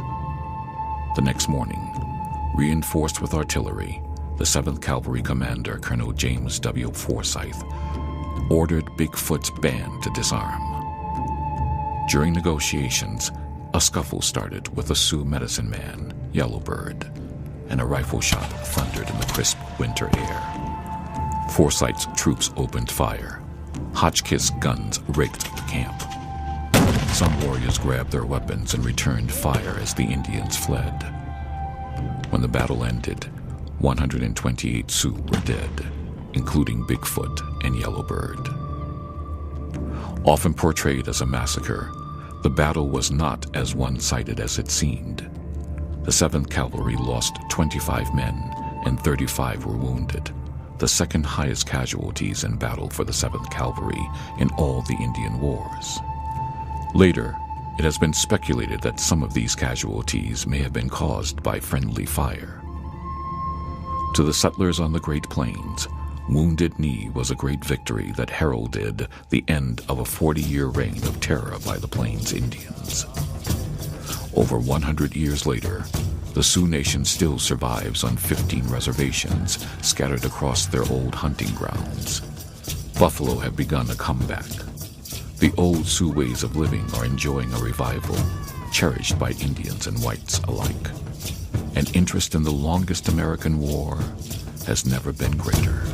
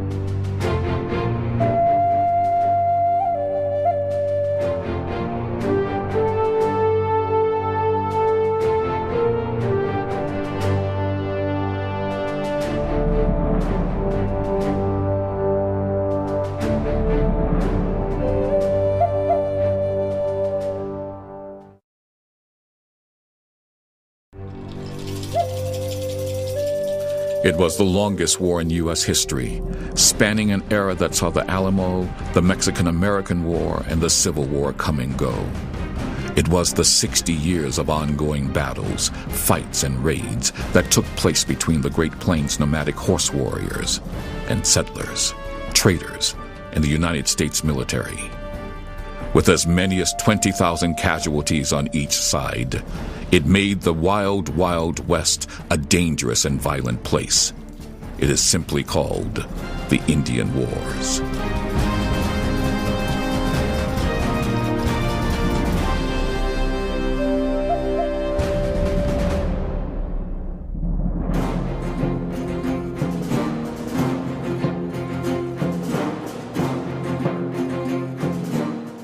The Southern Plains are perhaps the most storied region of the wild, wild West. Cattle drives, gunfights, and the home of the Comanche. The Southern Plains extend south from the Arkansas River to the piney woods on the east and to the sun-baked deserts on the south and west. They encompass much of present-day Texas, parts of Kansas, Oklahoma, Colorado, New Mexico, and Mexico. It is a region of short-grass prairie and cactus, rolling hills, long stretches of flat terrain, slow-moving rivers and streams that gently cut through the land. Summers are hot and humid, punctuated by fierce thunderstorms and savage tornadoes. Winters are short but dangerous, with occasional powerful sleet and snowstorms. It was a region rich with buffalo, antelope, deer, eagle, and small game. Indeed, in this region, the archaeological record of Native Americans is longer than in any other place on the continent. 13,000 years ago, Paleo-Indians hunted mammoths and mastodons. 3,000 years ago, unknown archaic Indian artists created spectacular rock art in caves. But by 1750, it was the hunting grounds of the Comanche, and later their allies, the Kiowa. This region, for the next 100 years, was called Comancheria. The Comanche were the best horse breeders on the plains. They had the largest pony herds, and many would say they were the most skilled horsemen. A Comanche warrior could ride his horse at full gallop and shoot multiple arrows using the horse's neck as a shield. The Comanche were unique among the Plains Indians tribes in that they were a loose federation of bands, a people with no event that brought them all together on an annual basis. They were also the least constrained by a permanent ruling governmental structure. New leaders could spring up at any time. At one time, the Comanche were a small band of Shoshone Indians living in the Wyoming Basin. In the 1600s, they migrated south along the edge of the Rockies. Obtaining the horse in the early 1700s, they became the powerhouse of the Southern Plains. From its inception, this nomadic horse culture was in constant conflict with the other people of the region. First, it was with the Apache and other native tribes, all of which they defeated and in some cases destroyed. At the same time, they were at odds with non-natives. For nearly 150 years, they defeated the Spanish, the Texans, the Mexicans, and the Americans. Much of their early military success derived from their fighting tactics and warrior ethos. As a warrior society, the Comanche loved to fight. Any Comanche could lead a military action. If a warrior had a good reputation, if he was generous with spoils of war, and if he had powerful medicine, other Comanche warriors would follow him. As with the Northern Plains tribes, war honors, stealing horses and counting coup or touching an enemy, were the highest marks of bravery among the Comanche and their Kiowa allies. Indeed, the bravest act was to count coup on a living enemy. As a result, the primary goal of Comanche warfare was to score, not to kill. The Comanche initiated military action for 3 reasons. First, to steal horses and captives. Second, for vengeance. And third, to make war against another Indian tribe. The most frequent action was a raid to steal horses and captives. A raiding party might be as few as 4 and as many as 100 warriors who would travel up to 400 miles. The worth of a Comanche warrior was measured by the number of horses he had stolen from other tribes. In a vengeance action, a Comanche warrior avenged the death of a friend or relative. This kind of action had a single purpose: to take an enemy scalp to even the score. Once a single scalp was taken, the raiders would turn back, even if spoils were nearby. Returning to camp, success was celebrated by the scalp dance. The third and least frequent action was a war party against another tribe. Often it involved an entire band, with the village moving to a temporary staging area within striking distance of the enemy. The war party leader sent out scouts to gather information. At the right time, the war party went out to begin their attacks. Like the Plains Indians in the north, the Comanche avoided large battles, preferring instead slashing attacks against unsuspecting and weaker targets. The Comanche liked to attack an enemy's flanks in a circling motion. If pursued, the Comanche would spread out, leading their pursuers on a long chase. Or they might split up into smaller groups, rendezvousing at a prearranged location, or by leaving hidden messages for their comrades to find. Stories of Indian cruelty on the plains were legion, from the Lakota and Cheyenne, Arapaho, Kiowa, Comanche. They were all very cruel to their enemies and to any captives they might have taken. But in particular, the Comanches were said to be one of the worst tribes in this respect. Males that were taken by the Comanches were, if they were not immediately killed, it seemed that one of the favorite tortures would have been to tie them to a wagon wheel upside down and slowly roast them over an open fire. Females had a somewhat different experience. They were usually kept, they were quite good as a commodity here. They were worth many horses, many ponies for the females, taken if they could and saved if they could be saved. The female captives who survived Comanche captivity wrote letters, diaries, and some wrote books of their ordeal, and almost universally it was a horrible ordeal. They were beaten, they were raped, they were starved, tortured, and some of them stayed to be in the tribe and married Comanche husbands. Those that came back again, though, were told of very horrible ordeals. There was a phrase that was very common on the frontier at this time. It was that anyone who was taken captive of an Indian was certain to suffer a fate worse than death. And for females among the Comanches, this appeared to be all too true. To whites, the Comanche warrior was cruel and savage. But for the Comanche, this behavior was a legitimate part of their warrior code. Interestingly, some captives were treated well and eventually became full-fledged members of the tribe.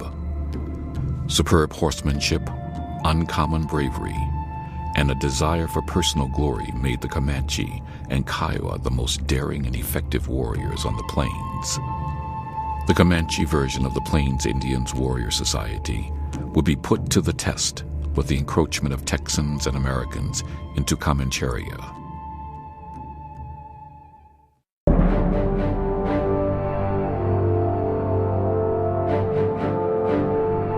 It is a little-known fact that the Comanche were responsible for preventing the Spanish from developing present-day Texas into a powerful Spanish territory. In an odd twist of fate, the Comanche preserved the southern plains and perhaps the entire West for their ultimate overlords, the United States of America. During the early years of Comancheria, warriors were constantly raiding Spain's Mexican Empire. However, by the 19th century, new events began to unfold on the fringes of Comancheria. The Santa Fe Trail between St. Louis and Santa Fe opened in 1821.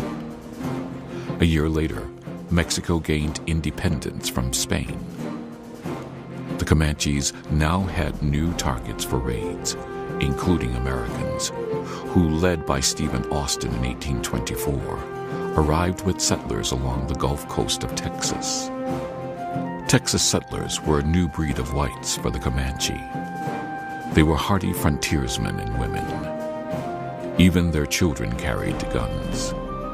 Still, they offered raiding opportunities for the Comanche, as well as a trading partner to exchange the Mexican goods pilfered on the western edge of their empire.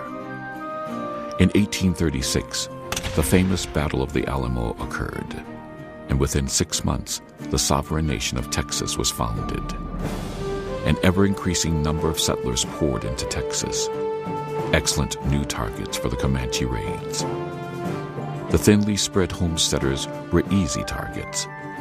The problem was that the old American militia style of response to the Comanche raids was ineffective. The settlers were not horsemen. The answer was the creation of the famous Texas Rangers, horse-mounted gunmen whose sole purpose was to protect farmers and ranchers from the Comanche and Mexicans.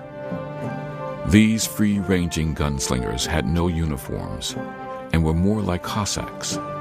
In the early 1830s, the Comanche had the upper hand until the arrival of the Colt revolver, the famous repeating handgun of the West.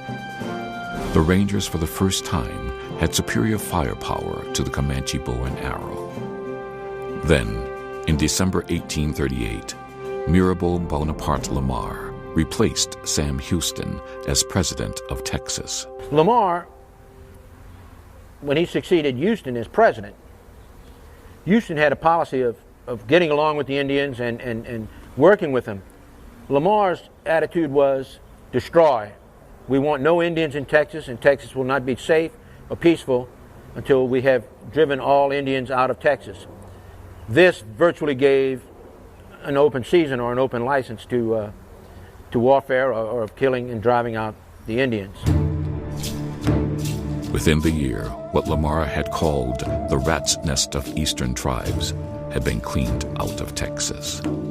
Turning their attention to the Comanche, the Texas Rangers, now well organized, had one success after another. The hardened veterans rode like the Comanche, and fought like the Comanche, but practiced none of the game-like aspects of Comanche warfare. By 1840, the Texas Rangers had proved so devastating that eastern Texas's primary Comanche band, the Panateca, or Honey Eaters, sought a truce. Comanches and the Texans had been fighting for years. By 1840, they decided it was time for a peace. The prerequisite for this meeting was supposed to be that the Comanches would turn in all of their captives. The Comanches brought in to the council house in San Antonio in March 1840, brought in one captive with them. All they brought in was a young girl about 14 years old at the time named Matilda Lockhart. She had been cruelly abused. Her nose had been burned off. There was a black scar and holes where her nose used to be. The Texans were enraged at this. She quickly spilled out her story of abuse and torture, and she told the Texans that there were more captives back in the Comanche village. The Texans asked the Comanches, "Where are your other captives?" Chief Muguara of the Penatecas answered that, "We don't have any captives. They're all spread out amongst the other tribes." Then there was a long silence, and Muguara responded again and said, "How do you like that answer?" That was a big mistake. Texans didn't like that answer at all. They said, unless the rest of the captives are going to be delivered immediately, we're going to hold you all as hostages. And with that, soldiers appeared. They appeared outside the building. They appeared in the building. The Indians, of course, were not going to stand for this. The knives were pulled. The arrows and bows were drawn. The soldiers came in. There was a great melee inside the council house. And there was fighting in the streets. The townsfolk were running, screaming, shooting. Indians running through the streets. It took most of the day before all the Indians were either killed or captured. In the end, there were about 7 Texans killed and 8 wounded. There were 35 or so Indians killed and another 27 captured. From that point on, after the council house fight, from that point on, it was almost impossible to get the Texans and Comanches together. The violence increased after that point.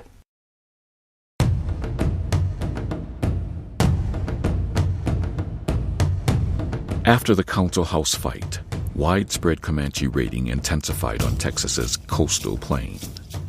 Then, unexpectedly, there was a lull. Many Texans believed the Comanche had learned their lesson.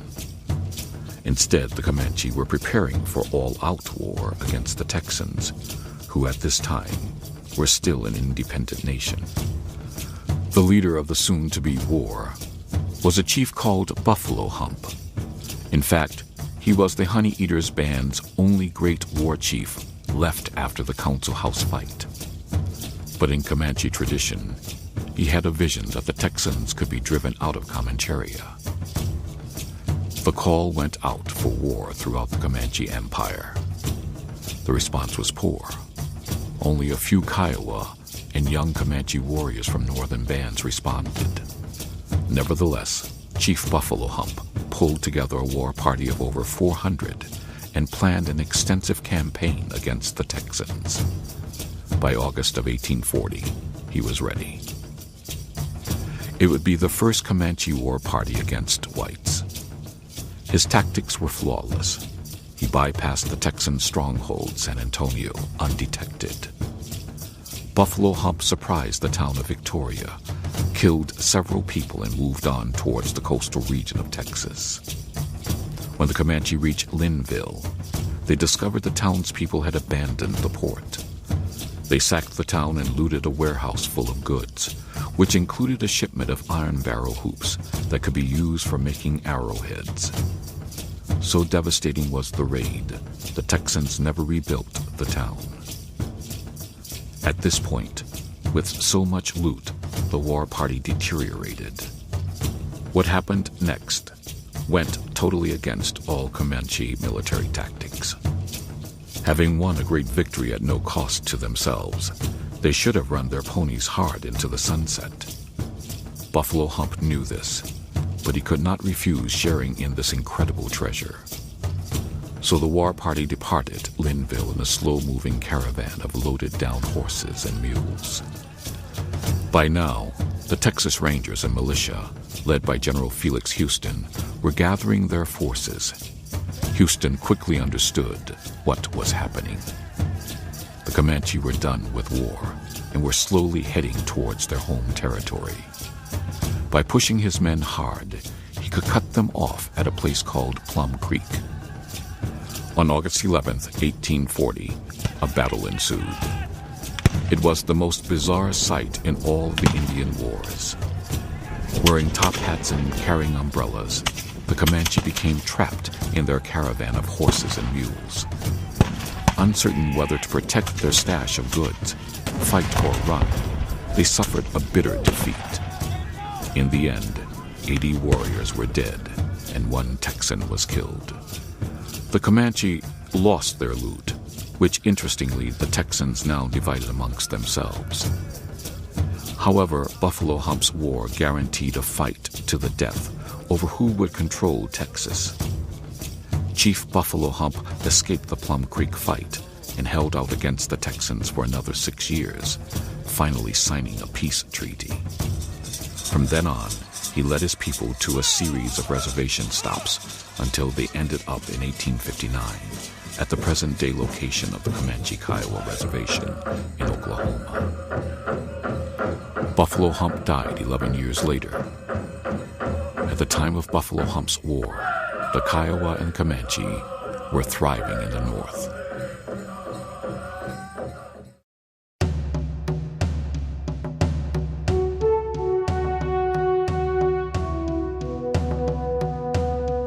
The Comanche's only ally were the Kiowa, a nation of approximately 2,000 individuals, but with an equally fierce warrior tradition.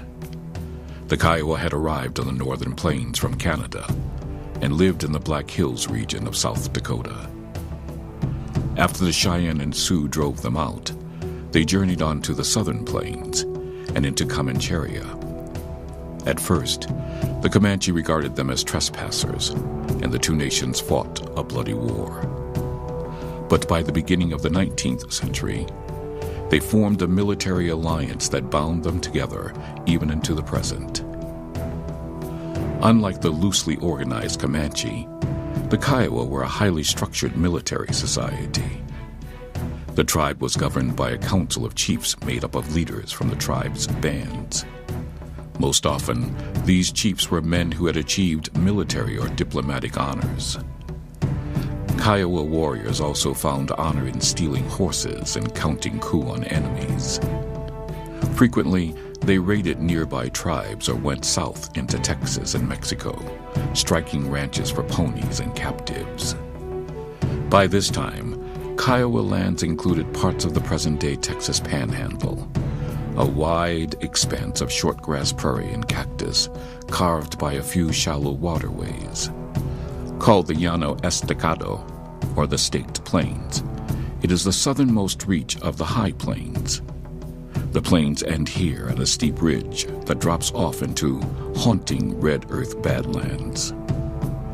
It is also a primary north-south migration route for the buffalo and the final stronghold for the Kiowa and Comanche.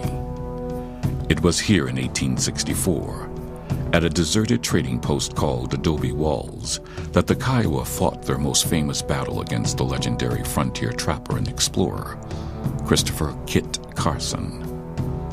A year earlier, Carson, a hero in the mold of George Rogers Clark and Daniel Boone, had defeated the Navajo with his Scorched Earth campaign. In 1864, General James H. Carleton, military commander of the Department of New Mexico, ordered Colonel Carson to attack Indian villages along the Canadian River in the Staked Plains. In the fall of 1864, Kit Carson left Fort Bascom, New Mexico Territory, with about 300 men of the New Mexico Cavalry and California Cavalry. He was heading east, looking for Kiowa and Comanches, who had been raiding along the Santa Fe Trail that year. He got into the Texas Panhandle on the Canadian River, a place called Adobe Walls, an old fort, an old trading post that George Bent had been decayed for about 20 years or more here now. He found a village of little mountains Kiowas, and he pretty much drove the Indians out of the area and kept going downstream. Pretty soon there was about 1,000 Kiowa and Comanches from Stumbling Bear's village and others that confronted him there. And all of a sudden the tables were turned, and it was Carson who was on the defensive. If it were not for Lieutenant George Pettus and his 2 mountain howitzers, Carson may have been the one that was massacred there. In the end, the Indians won. Carson had to leave the field. After the battle, tensions remained high between the ever-growing number of immigrants and traders and the Indians along the Santa Fe Trail. In 1867, attempting to reach an accord, the United States government called for a peace commission with Comanche, Cheyenne, Arapaho, and Kiowa leaders at Medicine Lodge Creek, 60 miles south of Fort Larned, Kansas. The peace plan called for a great reservation south of the Arkansas River. In addition, the tribes would be given cattle herds and taught to grow crops. The Kiowa war chiefs O Santank, Santanta, and Lone Wolf were uneasy about agreeing to the treaty. However, the tribe moved onto the reservation. The Medicine Lodge Treaty was largely a failure. Kiowa warriors continued to raid outside of the reservation, just as the whites failed to enforce their side of the bargain. Then in 1871, a Kiowa raid called the Salt Creek Massacre changed U.S. policy towards Indians and sealed the fate of the Kiowa Nation. In May of 1871, most of the famous Kiowa war chiefs left the Fort Sill Reservation and headed south into Texas. The war leader was a Kiowa prophet known as Mamanti, who had predicted a great victory. The raiding party watched the road between Fort Griffin and Fort Richardson. On May 18th, an Army ambulance with a small escort traveled by. Though the other Kiowa wanted to attack, Mamanti assured them that a bigger prize was coming. Unknown to the Indians, the passenger in the ambulance was none other than General William Tecumseh Sherman, architect of the Army's total war policy against the Indians. A few hours later, a 10-wagon mule train showed up.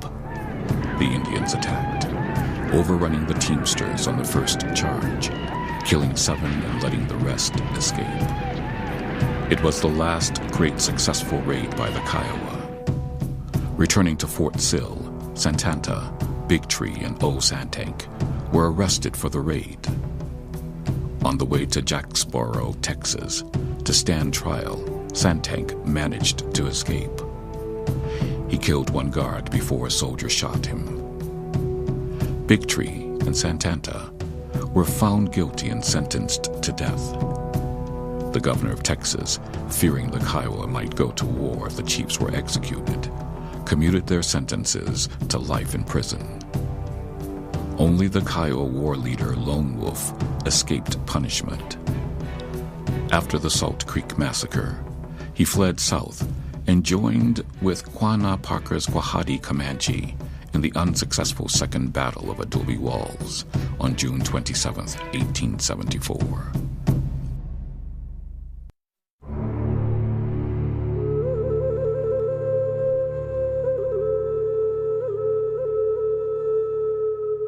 After the defeat at Plum Creek in 1840, external events moved against the Comanche.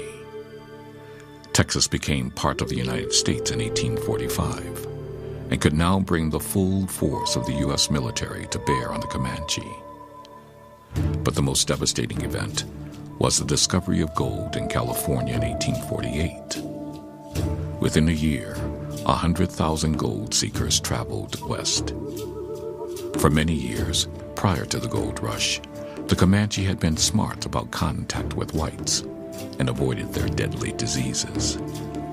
But outbreaks of smallpox in 1848 and cholera in 1849 decimated the Comanche Nation, whose population dropped from an estimated 20,000 in mid-century to just 8,000 by 1876.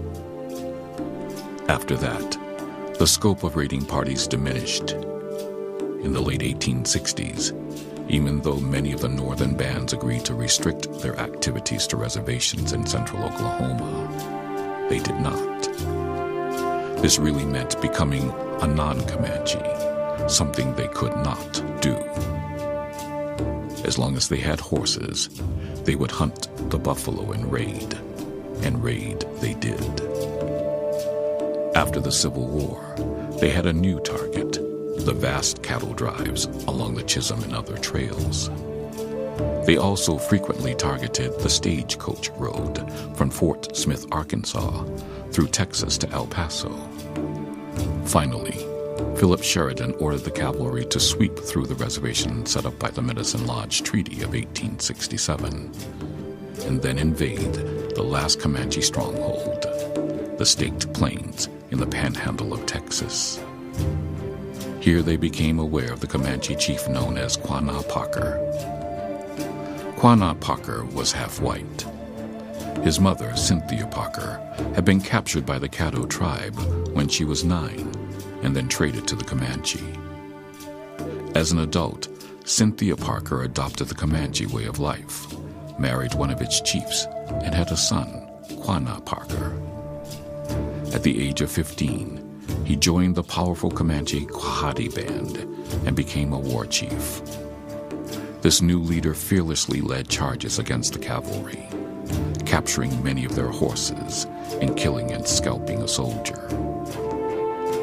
While Sheridan's 1868 military campaign was less than successful, another white enterprise was. Teams of buffalo hunters and skinners were rapidly exterminating the last of the once immense southern herds. The team's best marksmen would create what was called a stand by killing the herd leader.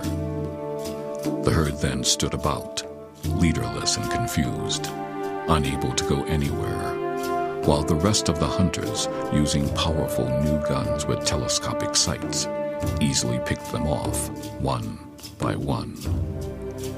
The hunters were interested only in the buffalo skins, which were sold back east.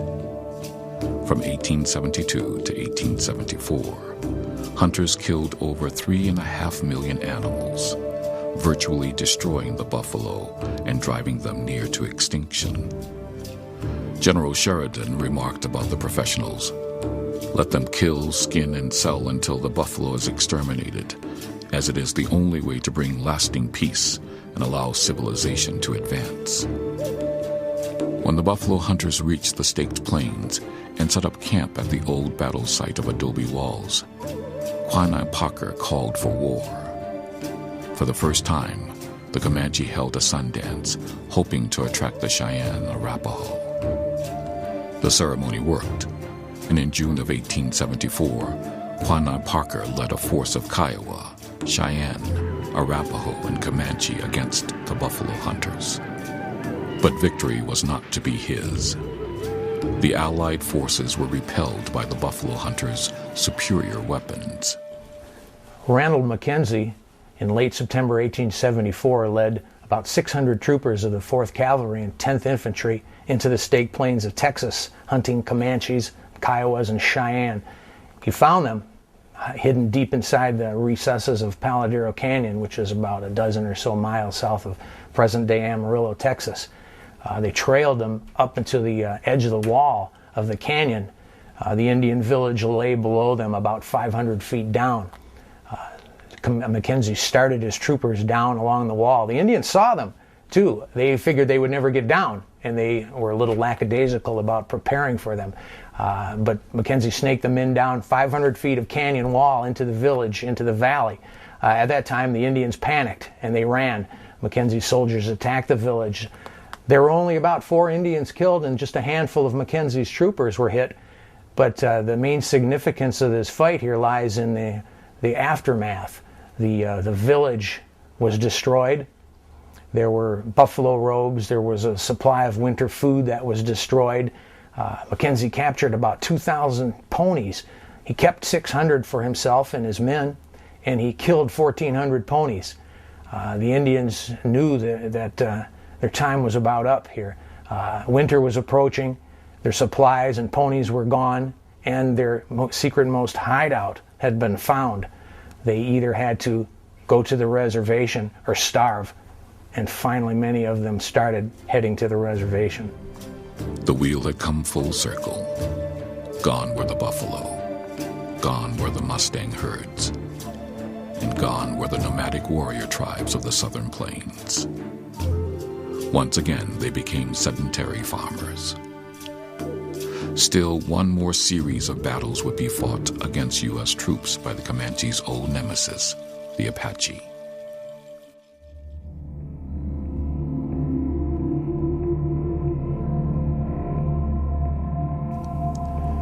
The desert Southwest is a region that covers most of present-day Arizona and New Mexico.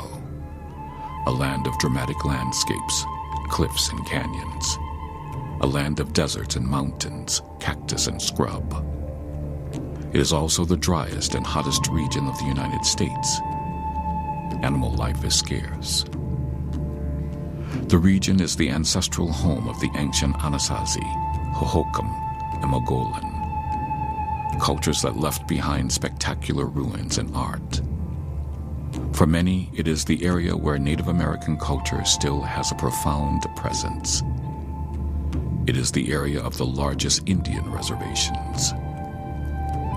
When the Spanish explorers entered the region around 1540, they found two kinds of native lifestyles: agricultural people, the Zuni, Pueblo, and Hopi, who were such highly skilled farmers that they were capable of supporting large populations and permanent villages. The other lifestyle, typified by the Apache, were nomadic hunters who often preyed on their sedentary neighbors.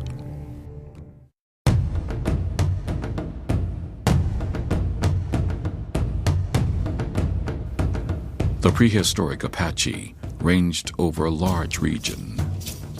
By the end of the 1500s, they had a new target for their raids, the Spanish.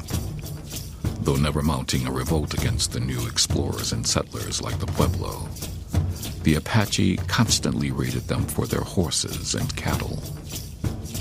Then in 1848, Mexico ceded its northern territory to the United States, including Apache land. The stage was set for a 25-year guerrilla war between the Apache and the United States. One of the most dramatic moments in this war occurred in 1861 in what has been referred to as the Bascom Affair. It involved Cochise, perhaps the best-known chief of all the Indian wars. Never photographed, he had been an advocate of peace until he and his villagers were wrongly accused of kidnapping children and cattle from John Ward's ranch.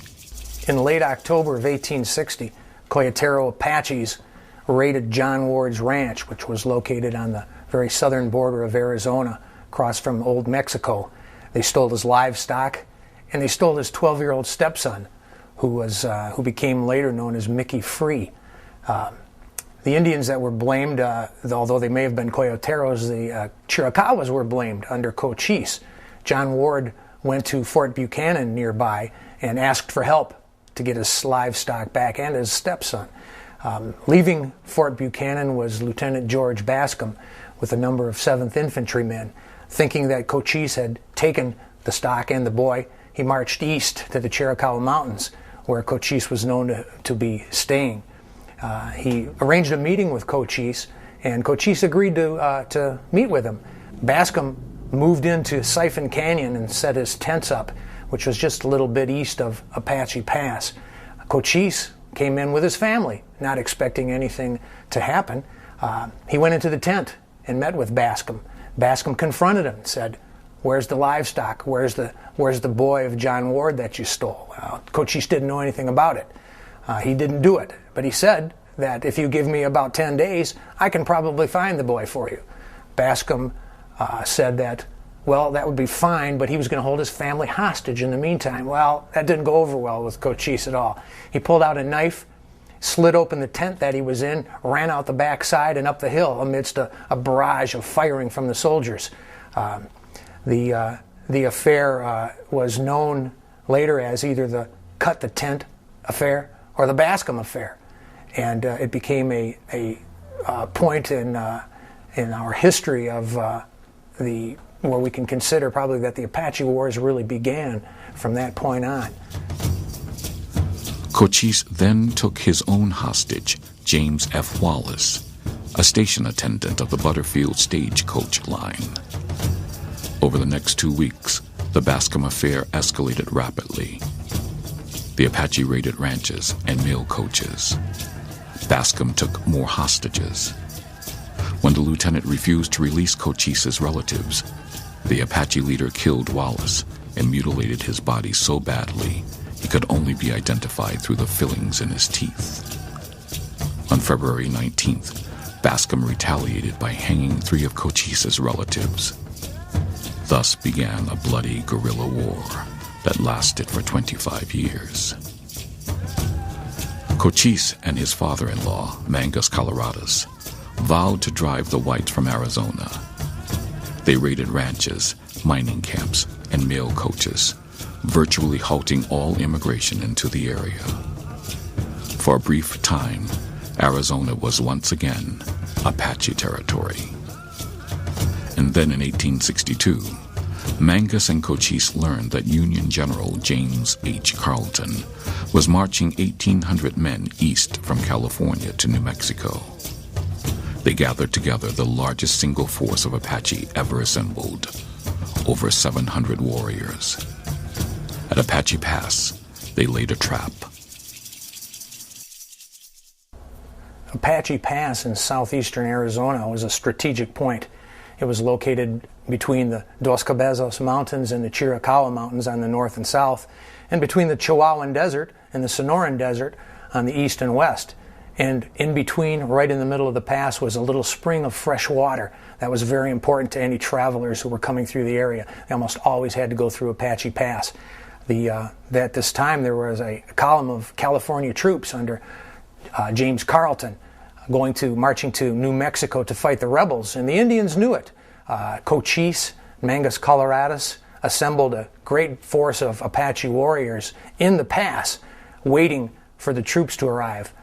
The first advance guard of about 120 or so men of the California Infantry under Lieutenant Thomas Roberts approached the pass. Without warning, suddenly shots were fired from near the spring and from the mountainsides on both sides of the pass.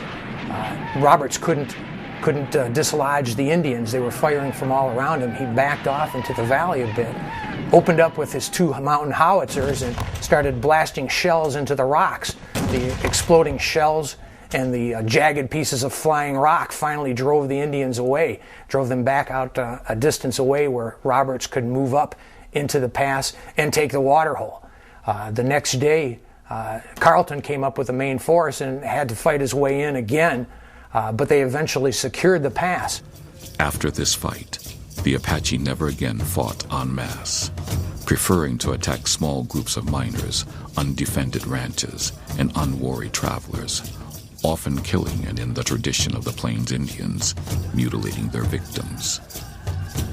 A year later, Mangus Coloradus was killed. Cochise continued to fight on until 1874, when he suddenly fell ill and died in his home mountains near Apache Pass. But other warriors who had fought alongside him from the beginning rose to take his place. Nana, Chato, Victorio, and Geronimo.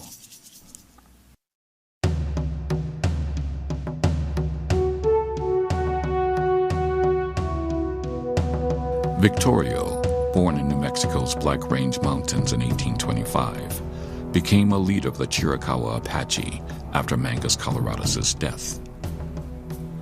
He quickly became an effective guerrilla raider.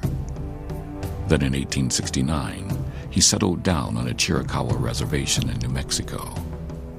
For 8 years, he was at peace. But when the U.S. government ordered him to the infamous San Carlos Reservation in Arizona, he left the hated place with 250 warriors and turned renegade. Over the next 3 years, he and his followers raided throughout Arizona and Mexico, killing over 400 whites.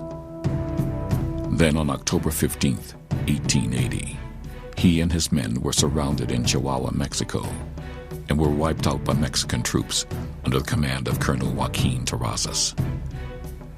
However, it was Geronimo who would go down in Western history as the ultimate Indian renegade. Geronimo was born in 1829 and rose to become the leader of the Chiricahua Apache.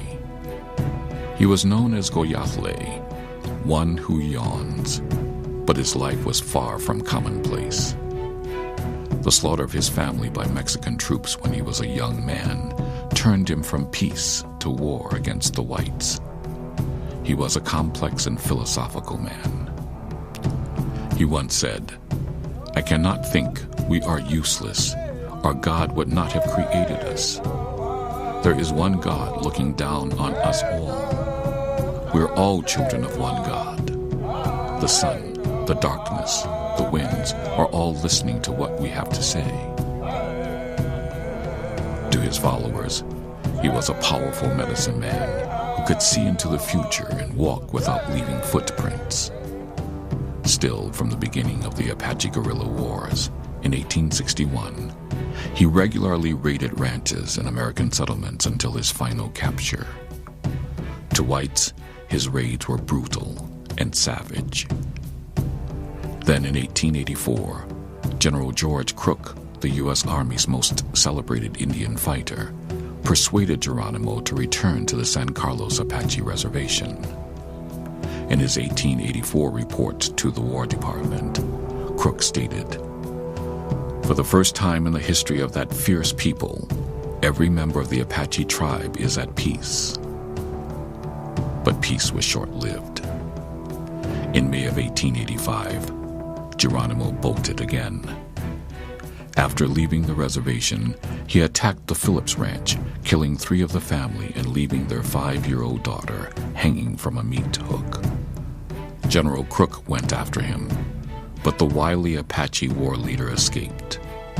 As a result, Crook was relieved of command and replaced by General Nelson Miles, a hero of many Indian campaigns.